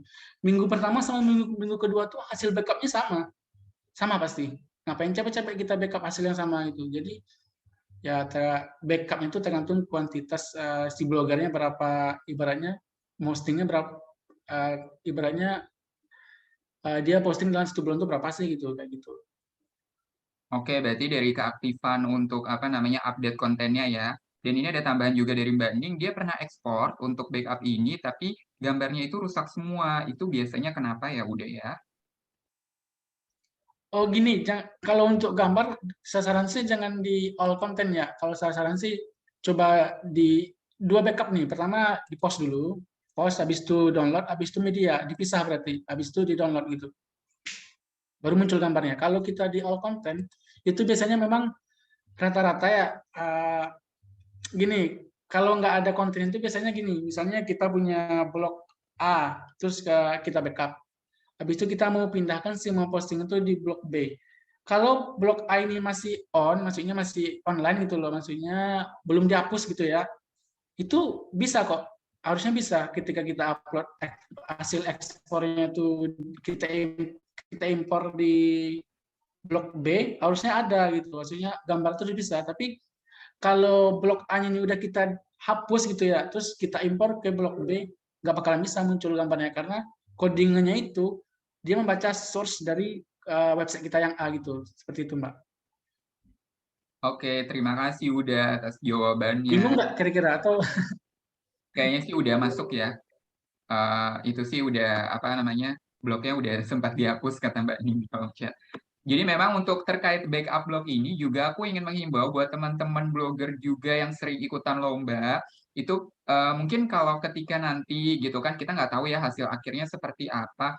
Cuma memang tulisan-tulisan lomba ini memang harus di backup dan nanti itu semua bisa kita jadikan jejak digital. Kadang ada nih teman-teman blogger yang ikutan lomba terus tiba-tiba ya kita ternyata nggak masuk juara nih, terus tiba-tiba dihapus tulisannya. Itu menurut aku sayang banget gitu kan kalau teman-teman ada yang punya mindset seperti itu, jadi harus dihilangkan dari sekarang karena kita nothing tulus aja gitu kan, kita niat untuk berkarya aja untuk ikutan lomba, karena kalau misalkan jadikan tulisan-tulisan yang pernah kita buat itu jadi semacam jejak digital buat kita gitu. Apalagi kalau untuk lomba IndiHome ini gini juga? biasanya juga teman-teman yang udah pernah ikut lomba juga akan diajak untuk ikut-ikut campaign menulis lainnya gitu. Jadi ya pokoknya itu deh gitu. Sebisa mungkin teman-teman untuk pertahankan tulisan-tulisan atau yang pernah dibuat gitu kan. Apalagi tadi udah diajarin juga untuk cara backup-nya. Kita Ya, lanjut. atau gini, atau kan hasil backup itu kan kayak post yang kita di itu ya di WordPress atau di Blogspot. Nah, kan kita backup itu kan hasilnya kan nama website kita .xml ya, otomatis kita nggak bisa baca gitu ya. Ini blog posting kita yang mana gitu ya. Nah, teman-teman bisa tuh nge-convert dari XML langsung ke Word semua otomatis gitu seperti itu. Jadi teman-teman bisa kembali lagi ke Word dia gitu. Jadi dari file XML itu nanti ada toolsnya, nanti otomatis dia bakalan pindah ke, misalnya ada sekitar 200 postingan nih mau dipindahin ke Word lagi gitu ya. Ya udah otomatis ketika pakai tools itu export to Word semua kan udah otomatis udah 20 file Microsoft Word semua itu. Seperti itu. Kalau mau ibaratnya mau menyimpan untuk kenang-kenangan lah di PC-nya atau di laptopnya gitu.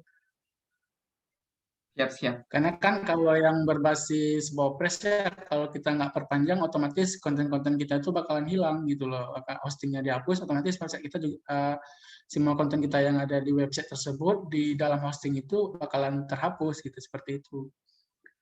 Nah, benar. Jadi memang untuk apa namanya kita harus tetap deh untuk cek-cek kesehatan blog kita lah ibaratnya gitu ya udah ya. Kita lanjut ya untuk ke pertanyaan berikutnya dari Mbak Yayu nih, ada 2 pertanyaan. Yang pertama, bagaimana caranya biar bounce rate kita bagus? Terus yang kedua, bagaimana caranya kita tahu nih kecepatan blog kita sendiri? Nah, kan kayaknya ada platform-platformnya atau plugin-nya. Mohon untuk udah dijelaskan bounce rate dan page speed blognya nih. Iya, Mbak siapa tadi? Mbak Yayu. Iya Mbak Yayu, kalau untuk bounce rate itu ya faktor itu adalah dinilai ibaratnya berapa lama sih si pengunjung itu bertahan di blog kita gitu loh dalam 1 menit itu. Misalnya saya nih mengunjungi blognya Mbak gitu, nah saya baca gitu ya, terus saya baca. Kalau kontennya bagus, tulisannya bagus, terus tampilan websitenya juga nggak bikin bingung, kayak contoh nih, blog lain gitu ya, atau Tribun gitu ya, terlalu banyak, baru kita membaca berita satu poin, untuk poin keduanya itu kita harus klik next gitu ya, tanda panah gitu. Itu bikin kita tuh, malas back gitu loh, kayak gitu. Jadi pengalaman kita sebagai, ibaratnya behavior kita itu sebagai pengunjung tuh, dari segi konten, terus tampilannya nggak neko-neko gitu juga bakal naikin bounce rate kita gitu loh, jadi bagus itu, orang bakal betah berlama-lama di blog kita. Terus ketika mereka kursor ke bawah, terus juga ada relate kontennya, konten yang berhubungan dengan yang kita baca itu juga ada tuh di bawahnya, misalnya kategori yang sama gitu kan. Nah, orang juga klik itu, habis itu buka lagi, dialihkan di halaman postingan yang berbeda gitu kan, kayak gitu. Jadi orang bisa bertahan 5 menit dalam satu kunjungan itu gitu loh, kayak gitu. Nah, jadi tipsnya itu ya, pertama konten kita bagus, ibaratnya apa ya, relate lah gitu loh dengan pembaca. Terus tampilan website kita itu jelas gitu loh, ada navigasinya, ibaratnya di kursor di scroll pun juga enak gitu loh, nggak, iklannya nggak banyak gitu loh, kayak yang Mas Ahmad bilang tadi, ada yang menutup-nutup gitu, kayak gitu. Itu aja sih Mbak kalau untuk bounce rate ya. Terus kalau untuk ngecek kecepatan situs, sudah banyak kok sekarang website yang menyediakan atau tools yang menyediakan untuk cek kecepatan situs. Salah satunya kan Google kan juga ada tuh text speed-nya. Di Metric juga bisa. Nama blognya apa ya Mbak kalau boleh tahu? Mbak Yayu, nama blognya bisa ditulis di kolom chat. Oh, www.yayuarundina.com. Nah, langsung nih dilihat blognya, bisa cepat nggak dibukanya, apa ada landing text-nya juga yang menggantung atau seperti apa.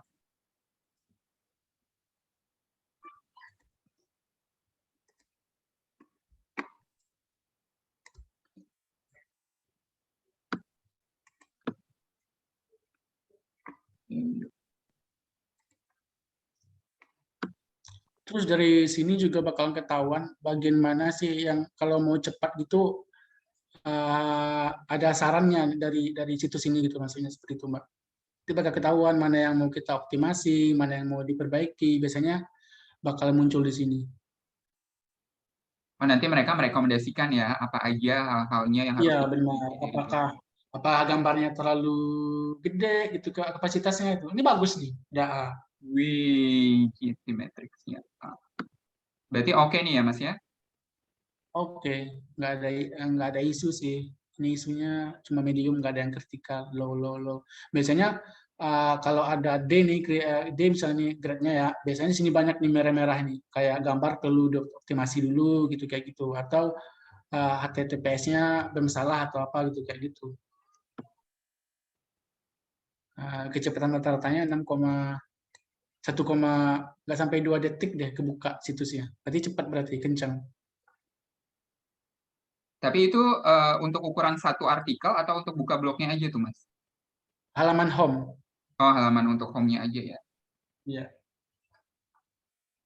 Oke Mbak Yayu, berarti Mbak Yayu udah tinggal nulis aja, blognya kecepatannya udah oke. Tinggal tadi untuk convert image, video, bisa langsung submit lomba blog indie home-nya. Terus juga untuk bounce rate dan page speed ini biasanya ada hubungannya dengan spam score juga nggak sih ya? Udah. Kalau spam score itu lebih ke link sih Mas sebenarnya. Link building. Oh, link building-nya ya kalau untuk spam score-nya ya. Iya.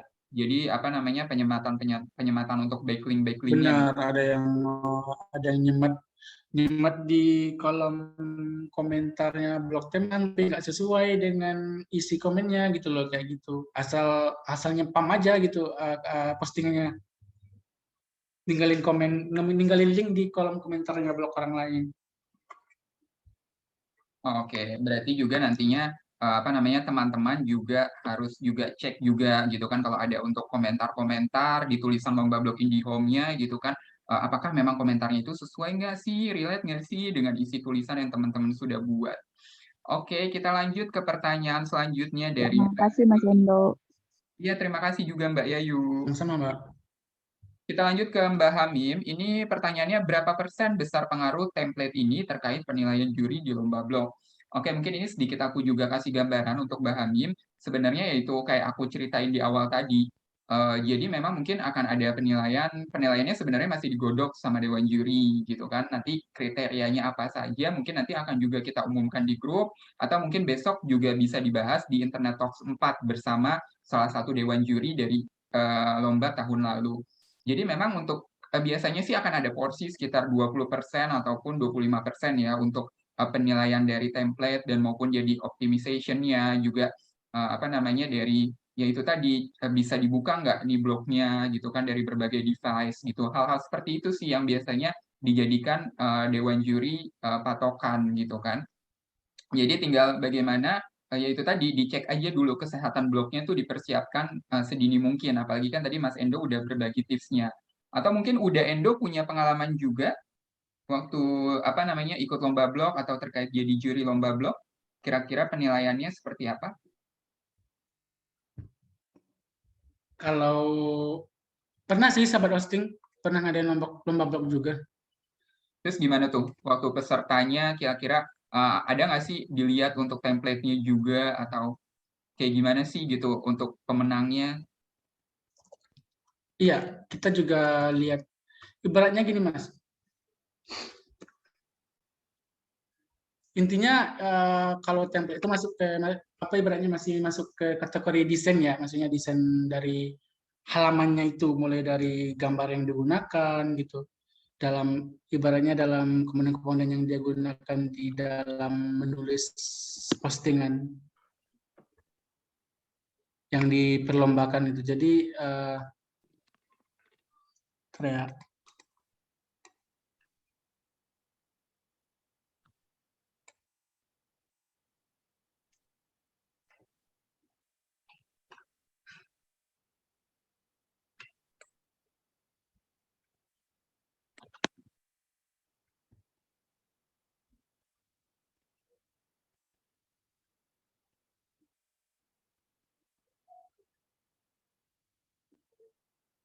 Ya, seberapa jauh udah kira-kira selain tadi ada tuh ide kreativitasnya ya. Kreativitas berarti dilihat juga dari masuk di situ Mas, masuk di kreativitasnya lah gitu loh masih dari keseluruhan halaman itu dibuka gitu masih itu loh dari gambar yang digunakan, dari temanya tuh ibaratnya eye catching nggak gitu loh. Ya kayak Mas ya cerita tadi ibaratnya ada yang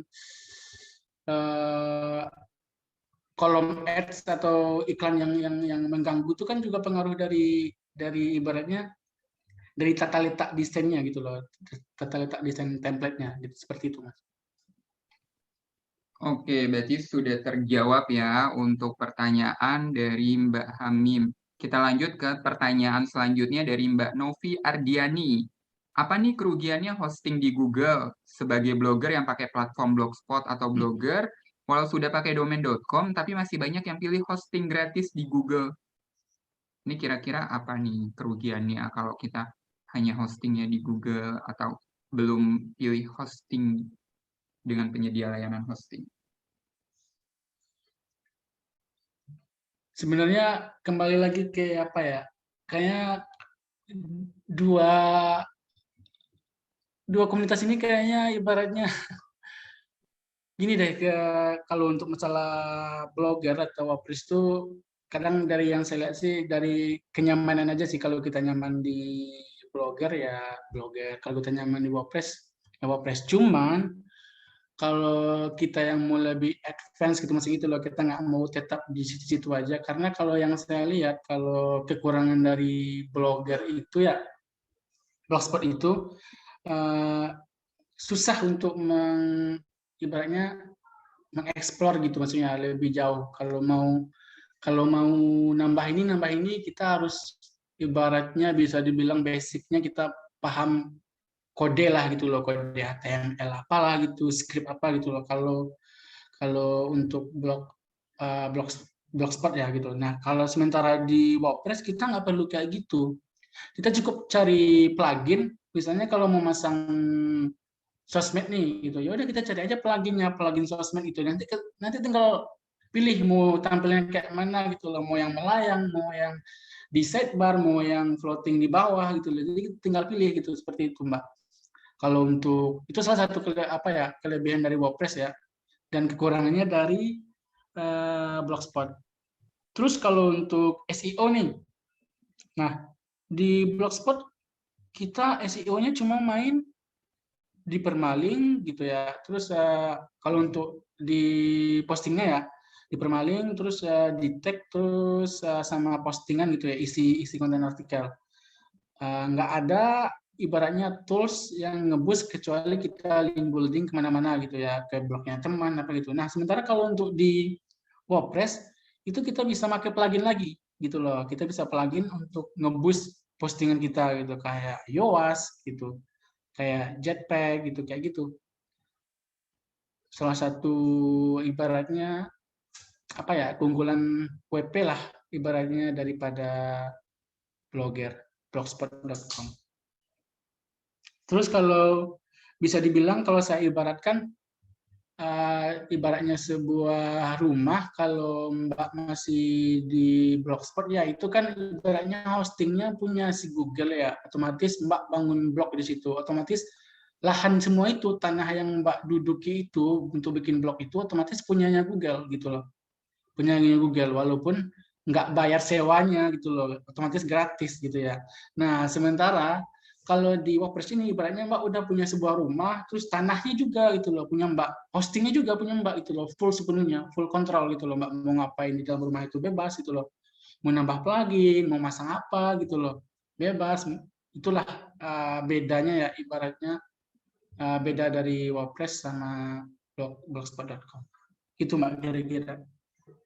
Iya benar banget Mas. Jadi memang mungkin banyak juga blogger yang akhirnya memutuskan untuk mengelola beberapa blog ya gitu kan. Akhirnya mereka bikin juga di Blogspot, bikin juga di WordPress. Jadi itu kembali lagi ke pilihan kita Ya, masing-masing ya. sebenarnya kalau untuk blogger sih bisa, di advance tuh bisa itu. Cuma kita harus belajar dulu, kayak kita nih, mohon maaf nih, kita nih misal nih yang awam gitu ya. Ya, masa kita harus belajar coding dulu untuk ibaratnya bikin apa gitu, widget apa gitu, kayak gitu. Sebenarnya bisa dipelajari gitu loh. Ya kembali lagi kepada diri kita sendiri, ada kemauan enggak gitu loh, atau mau belajar atau apa gitu. Semua kembali ke penggunanya masing-masing sih. Ya benar. Jadi teman-teman mungkin yang sekarang masih pakai Blogspot, boleh juga untuk bikin lagi WordPress-nya. Nanti juga tulisan pertamanya mungkin bisa langsung submit juga untuk lomba Indie Home-nya. Jadi biar nanti juga ikut berbagai platform blog gitu kan, karena juga ada Medium sekarang. Jadi pokoknya memang untuk platform blog itu sebenarnya banyak ya Mas ya. Jadi masing-masing cuma punya karakteristiknya sendiri. Gitu. Nah, kita lanjut, tadi ini ada tim WordPress nih, pertanyaan dari Mbak Rini, mungkin tadi juga sedikit udah disinggung waktu pertanyaan Mbak Putri. Jadi Mbak Rini cuma tanya, WordPress ini kan plugin-plugin yang wajib menurut Mas Endo apa aja, dan yang nggak bikin berat loading blog, dan yang nggak makan space hosting terlalu besar. Gimana udah Endo? Kira-kira pluginnya apa aja sih? Kalau plugin Pak, Ya. oke, saya bantu jawab ya. Kalau untuk bagian yang basic 2 sih sebenarnya yang pertama itu ada classic editor ya untuk kita nulis postingan ya. Karena kalau tanpa classic editor itu kayaknya tampilan WordPress terbaru ini kayaknya sulit untuk dipahami lah gitu ya. Jadi kalau kita pakai classic editor tuh bisa tampilannya kayak kita ngetik di Microsoft Word aja gitu, enak gitu. Terus ya, itu yang pertama. Terus yang kedua classic widget itu untuk menyusun tata letak dari halaman blog kita. Terus plugin cache ya untuk mempercepat akses blog. Terus bagi teman-teman yang suka atau ibaratnya pengen kontennya masuk halaman Google atau apalah gitu ya, bisa pakai Yoast gitu. Kalau saya sih lebih menyarankan pakai Yoast daripada plugin-plugin SEO yang lain. Kalau saya sih sebenarnya. Karena yang saya lihat plugin SEO yang lain itu pada berat gitu. Malah ada beberapa beberapa isu di komunitas itu ada beberapa plugin dalam tanda kutip malware lah ya, yang baru-baru inilah yang minggu lalu sempat trending dan juga install plugin untuk optimize gambar atau image. Itu aja sih Mbak. Dan kalau biasanya sih kalau saya untuk web client, biasanya kalau mau desain pakai Elementor, ya saya pakai Elementor.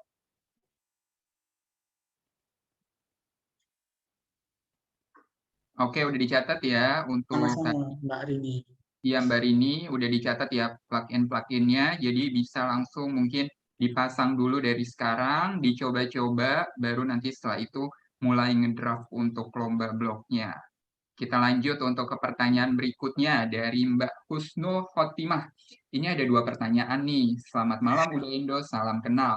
Bagaimana pendapat Uda tentang banyak blogger baru yang langsung menggunakan hosting tapi kurang maksimal makanya? Karena nggak tahu nih apa kelebihannya dan hanya ikut-ikutan saja, bukannya itu seperti buang-buang uang ya buat bayar hosting. Itu yang pertama. Dan pertanyaan kedua, ini kan terkait penilaian lomba IndiHome. Tadi mungkin berapa persen penilaiannya dari segi desain, itu tadi sudah kita bahas. Tapi di sini Mbak Husno pernah melihat bahwa WordPress itu suka bikin yang lucu-lucu dan bergerak, sedangkan Blogspot nggak bisa. Kalau dinilai dari itu, tentu Blogspot pasti kalah dong ya. Hehehe. Belum mau lomba, ya jangan minder duluan dong ya Mbak Husno ya. Pokoknya Mbak Husno di sini nggak usah minder, jadi memang aku nggak tahu ya kalau Kode Dihuang dan Mas Supadila itu yang juara 1 dan juara 2 kemarin, itu mereka pakai apa untuk platform blognya, tapi setahu aku yang juara 3 memang sempat ada juga nih yang pakai kayak animasi bergerak ataupun ada apa namanya, mungkin itu kan jadi nilai plus pastinya gitu kan. Jadi tetap apa namanya persiapkan juga gitu kan. Mungkin nanti bisa di-share ya Mbak Safira untuk link blog yang juara 3 Mbak Nabila itu kayaknya mereka dia yang mempersiapkan untuk itu gitu. Tapi dia aja juara 3 gitu kan yang udah apa namanya maksimal gitu kan. Berarti ya bisa belajar lah dari pemenang-pemenang sebelumnya gitu. Nah mungkin Uda Endo mungkin bisa dijawab pertanyaan pertama tadi terkait fenomena blogger yang katanya masih belum paham hostingnya ini. Oke. Mereka kurang Iya, maksimal. benar Gitu. sih yang saya lihat sih. Rata-rata kembali lagi sih sebenarnya kalau saya sih ngelihatnya nggak ada masalah sih sebenarnya kalau blogger pemula itu menggunakan hosting asal mereka berada di lingkungan yang tepat gitu loh. Contohnya banyak sih saya aja jujur ya emak-emak nih sebenarnya yang saya training ikut kelas blog terus mereka langsung saya suguhkan pakai hosting itu. Ya memang benar gitu loh, ada yang memang cuma ngabisin duit cuma ibaratnya sia-sia gitu lah, habis itu nggak dimanfaatkan.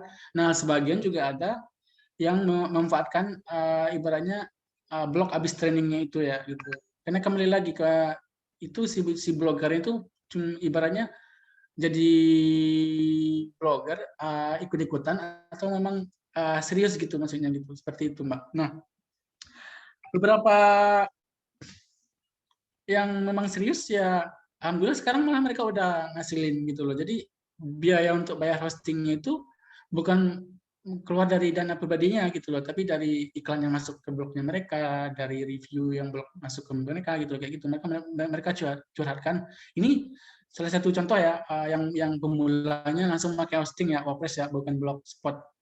Mereka bilang makasih ibaratnya itu ya, makasih ya udah ajarin saya ini itu loh, sekarang saya udah cobain rasanya ngasilin duit dari blogger itu loh. Jadi kembali lagi itu si blogernya ibaratnya kembali ke lingkungan yang tepat sih sebenarnya kalau mereka serius. Dan saya juga ibaratnya bisa dibilang kata Mbak Putri ya, ibaratnya mau responnya cepat ya.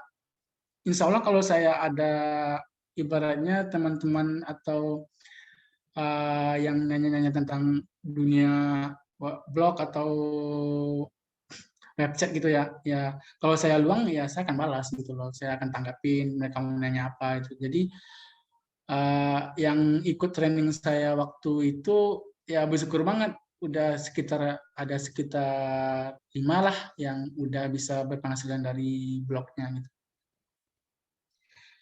Gitu Mbak kira-kira. Terus pertanyaan kedua apa Mas tadi Mas?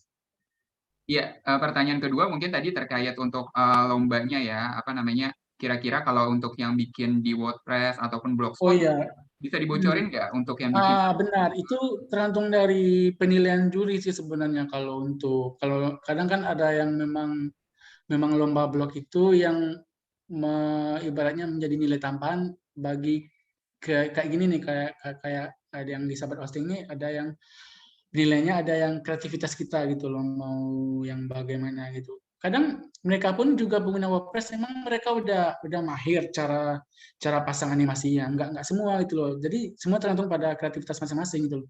Mbak pun misalnya pakai blog, nah pakai blogspot misalnya kan, Mbak bisa setiap item, setiap dari submenu penjelasan yang Mbak di artikel itu Mbak bisa desain tuh menggunakan Canva. Karena rata-rata yang saya perhatikan dari semua lomba blog, rata-rata ya saya perhatikan, itu kebanyakan ada yang satu duanya tuh kadang malah desain dari Canva itu. Kadang memang mereka anak desainer desain di Photoshop gitu kayak gitu. Karena unik aja sih sebenarnya ketika blog kita itu ada desainnya tersendiri, unik daripada peserta yang lain, jadi menjadi daya tarik bagi juri, oh kok ini blognya beda gitu loh. Nah, penilaiannya juga pasti beda gitu. Nah, 1 poin plus berarti keunikan ya. Keunikan itu menjadi Ya. salah satu nilai tambah juga ya untuk para peserta lomba blog ini ya. Atau kalau yang pemakai wordpress.com bisa dikreasikan postingnya pakai Elementor gitu. Jadi satu halaman posting itu bisa menggunakan Elementor seperti itu. Karena yang saya tahu yang sering juara blog itu siapa ya, kalau salah ya. Saya pasti tahu lah kayaknya di komunitas ini. Saya lupa deh. Itu Juara 3 dia dari Nabila setiap kayaknya. lomba itu pakai desain Elementor terus.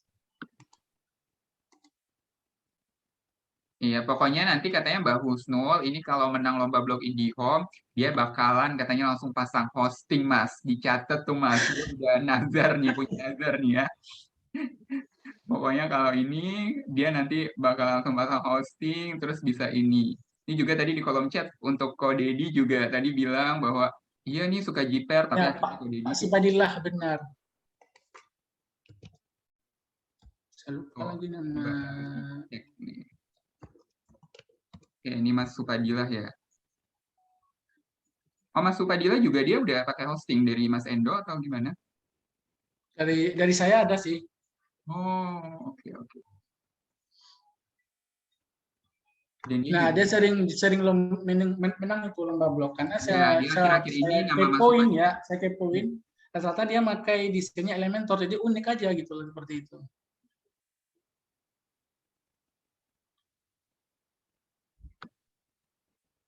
Oke, oke.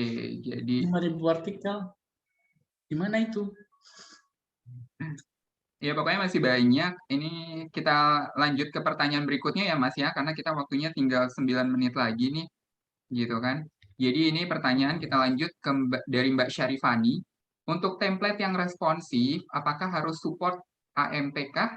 Karena saya pernah coba pakai AMP, terus malah nggak ke indeks postingan di blog. Kalau template gratisan dari WordPress, apakah ada yang mobile friendly? Gimana nih, Mas Uda Indo? Dari WordPress ya, yang gratis. Iya, Ada, banyak. Kalau yang mobile friendly banyak. template-nya Ini walaupun template gratisan. mobile friendly itu ya menyesuaikan tampilan perangkat sih sebenarnya yang namanya mobile friendly. Jadi tampilan di desktop gini, tampilan di handphonenya seperti ini gitu. Banyak kok kalau di WordPress. Kalau AMP-nya? Support AMP-nya emang harus support AMP untuk ke indeks di Nah, postingan? itu tergantung Mas, itu tergantung dari itunya, dari jenis temanya sebenarnya. Nah, kita lanjut juga ke pertanyaan yang Mbak Erin nih terkait tadi template-nya kan banyak yang gratis. Nah, kalau misalkan template-nya ada premium tapi terus dijual murah, terus ada juga plugin premium dengan harga murah tapi legal. Apakah plugin-plugin tersebut bagus untuk blognya Nah, atau memang akan enggak, menimbulkan masalah?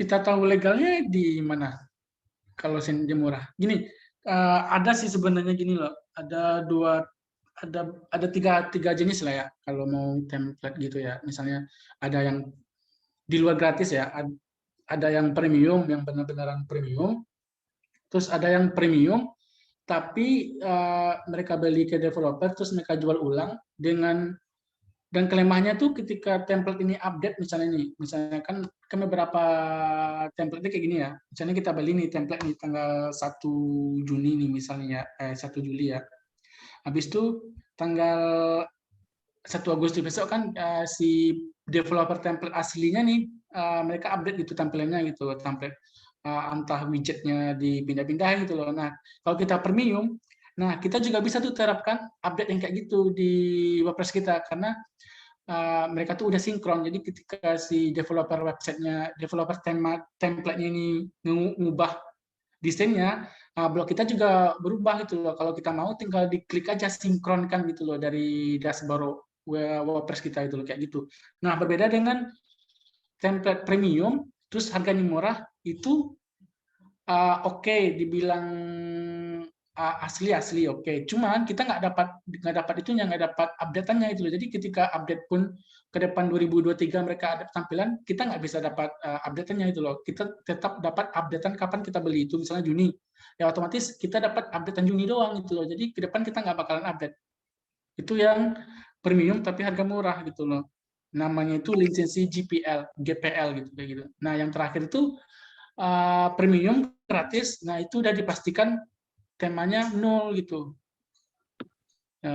Berkemungkinan di tema yang di template yang kayak gitu bisa disisipkan kode-kode yang nggak jelas gitu, kayak malware gitu. Kayak gitu, Mbak, kira-kira. Oke, berarti sah-sah saja ya, mau yang gratis, berbayar, atau premium itu memang sudah bisa dioptimalkan juga. Oke, kita lanjut nih untuk, Mbak Erin nanya lagi untuk Yang plugin juga hampir sama, Mbak, settingannya. Karena plugin juga ada updatean juga per bulan atau per minggu juga. Hampir sama sih sistem kerjanya gitu. Tapi disarankan sih kalau punya budget lebih sih yang paling premium aja gitu. Biar lebih aman ke depan. template yang amannya beli di mana nih, Mas? Di temforest.com.net. Temforest.com ya. Oke, bisa di ini. Temforest.net. Nah, dikasih lagi nih sama Uda nih untuk teman-teman yang mau cari untuk template-nya bisa langsung mengunjungi situs webnya. Bisa dilihat di screen teman-teman semua, temforest.net. Ini pasti akan ada pilihan-pilihan template blognya ya. Oke, kita lanjut sambil menunggu untuk tadi contohnya. Pertanyaan ke-14 nih dari Mbak Eni Martini. Udah Endo, kalau gambar atau foto, apa pengaruhnya jika kita edit di Canva? Di-save dari download tanpa diedit judul foto, atau lebih baik diedit judul foto dengan judul yang SEO? Pengaruh nggak sih untuk kemudian di-upload di blog? Oh, ini kayaknya untuk optimasi gambarnya nih, Mas. Gimana? Kalau untuk edit Sebentar, Mas. Kayaknya panjang banget tuh. Saya baca chat. Tadi Mbak ini sempat nanya beberapa kali, cuma pertanyaannya mungkin yang pertama dan ketiga tadi sudah terjawab. Jadi pengaruhnya jika editnya di Canva, di-save dulu tanpa diedit judul foto atau apa? Coba lagi, Mas. Baca, Mas. Ya, sebentar ya, aku kirimin ya chatnya Mas. Oke. Sudah aku kirim via chat untuk pertanyaannya. Mas.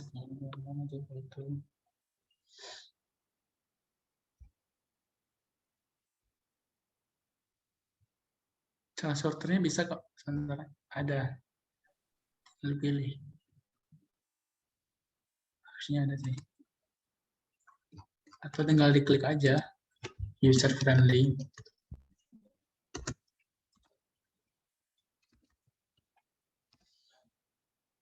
Gimana? Udah Indo? Untuk pertanyaan dari Mbak Eni Martini?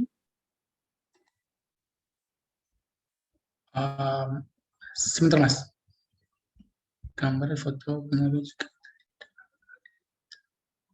Jadi Mbak Eni ini kayaknya editnya dari Canva, terus apa baiknya tuh di-save download tanpa diedit judul fotonya? Oh, kalau saya sih sebenarnya edit sesuai dengan kata kunci.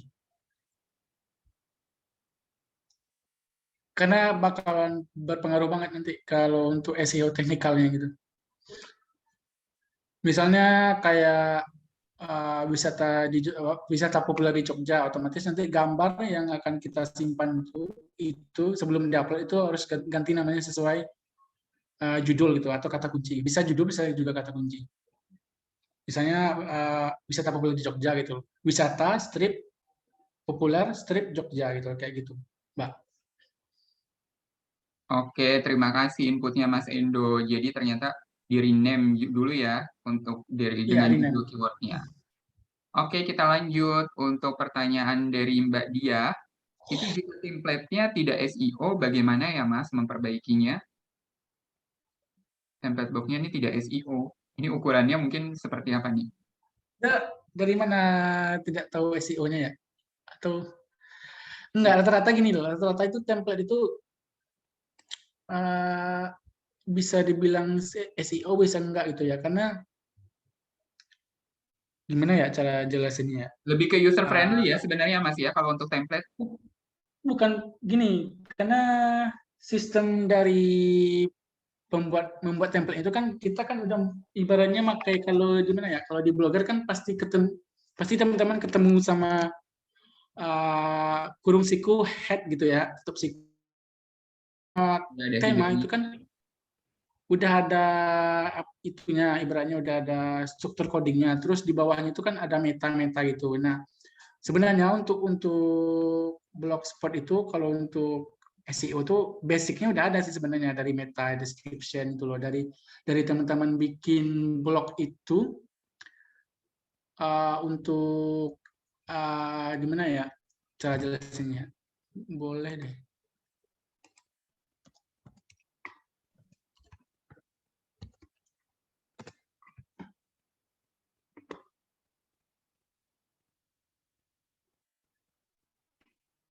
Kita langsung praktek nih.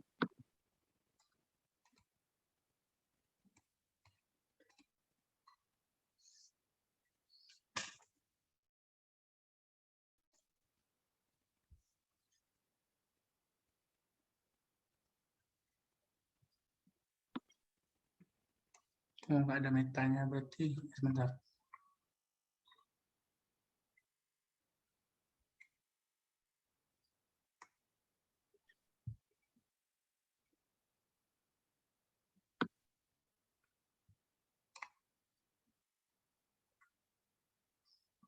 Meta ini akan berpengaruh ke pencariannya nanti ya Mas ya di Iya, mesin. benar.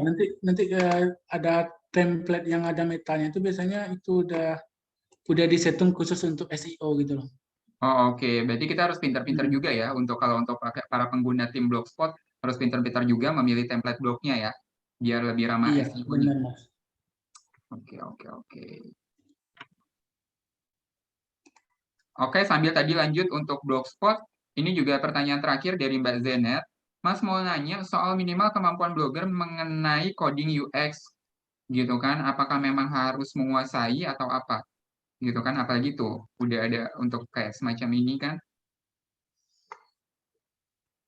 Mungkin untuk blogger-blogger yang awam, mungkin membaca bahasa-bahasa pemrograman seperti ini kan jadi, aduh gitu kan. Basicnya sih ini aja sih biar lebih mudah. Kalau mau untuk yang bukan UX sih, user interface design kalau untuk menghasil. Berarti ini untuk desain ya.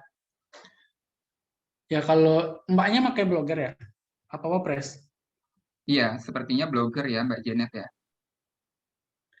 Kalau WordPress mah enak, tinggal pakai Elementor. Tapi kalau untuk WordPress ya berarti setidaknya harus ada basic lah dikit ya untuk masalah HTML gitu.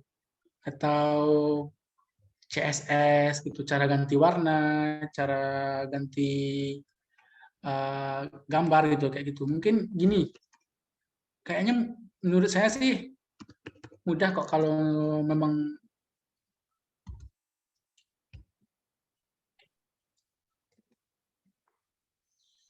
di sini W3 School. Kayaknya nggak terlalu, kalau untuk basic sih kayaknya mudah kok. Tinggal Oke, ketik berarti aja gitu, memang ada mau CSS, mau sudah nambahin ada data. untuk ininya ya. Nanti tinggal cara input gambar gimana sih gitu, maksudnya cara ganti warna gitu, CSS-nya gitu. Oke, baik. Jadi memang sudah ada untuk apa namanya tutorial-tutorialnya. Mungkin nanti untuk teman-teman yang belum sempat tadi untuk mempraktekkan caranya, nanti bisa langsung kontak Uda Endo. Tadi sudah ada untuk sosial medianya, karena berhubung juga waktu kita juga ini apa namanya sudah jam 9:30, jadi memang kita juga harus pamit dan undur diri. Dan tadi mungkin pertanyaan terakhir juga tadi ada dari Mas Wahid, kalau misal mau ikut 10 topik, itu untuk beda-beda blok atau boleh satu blok ikut 10 topik? Wah, itu Mas Wahid itu boleh banget ya. Kalau misalkan mau ikut satu blok untuk 10 kategori ataupun untuk ini, kita ini karena tanpa batas gitu kan, kita memberikan kebebasan buat para blogger untuk mensubmit artikelnya sebanyak-banyaknya. Karena kan seperti yang sudah kita bahas di grup bahwa memang pasti nanti mungkin dari 10 artikel yang disubmit itu masa sih nggak ada yang kepancing gitu kan, masa sih nggak ada yang bisa untuk menjadi juara pemenangnya ataupun mungkin nggak dilirik dewan juri gitu kan. Jadi maksimalkan saja potensi menulisnya dan juga untuk tadi optimisasi kontennya, terus juga dari segi estetikanya, keunikannya. Jadi sudah banyak tadi yang dibahas juga atau tipsnya dari Uda Endo juga yang pernah menyelenggarakan lomba blog juga. Gimana Edo, Uda bisa diberikan closing statement dulu sebelum kita mengakhiri perjumpaan pada malam ini?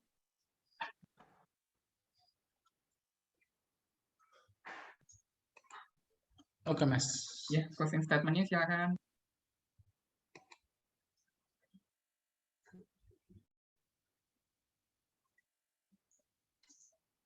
Oke, teman-teman. Sekian sharing-sharing dari saya. Nah, bagi teman-teman yang blogger jangan berkecil hati ya. Tadi ada saya dengar saya blogger tuh teman-temannya yang pakai WordPress gitu. Terus ibaratnya lebih dominan juara WordPress bukan di situ. Karena ini ibaratnya tergantung dari juri sih, maksudnya mereka nilainya dari segi apa gitu kan, ada elemen-elemen dan komponen-komponen tersendiri ya untuk proses penilaian. Nah, bagi yang ikut lomba IndiHome, saya ucapkan semangat, terus bekerja keras, terus jangan lupa diupdate terus ya kontennya yang lebih baik ya teman-teman. Saya ucapkan terima kasih. Assalamualaikum warahmatullahi wabarakatuh. Waalaikumsalam warahmatullahi wabarakatuh. Terima kasih udah Endo. Teman-teman, sebelum kita meninggalkan ruang virtual ini, ada baiknya kita on cam dulu yuk, kita foto bareng. Biar nanti teman-teman bisa share keseruan hari ini. Silakan untuk teman-teman lainnya, kita bisa on cam, biar nanti semuanya bisa di-share keseruan dan insight hari ini, karena masih ada dua peserta paling informatif yang nantinya akan mendapatkan saldo e-wallet. Oke, siap. Kalau sudah semuanya on cam, kita akan mulai untuk fotonya. 1, 2. Oke, di slide 2. Kita akan mulai fotonya. 1, 2.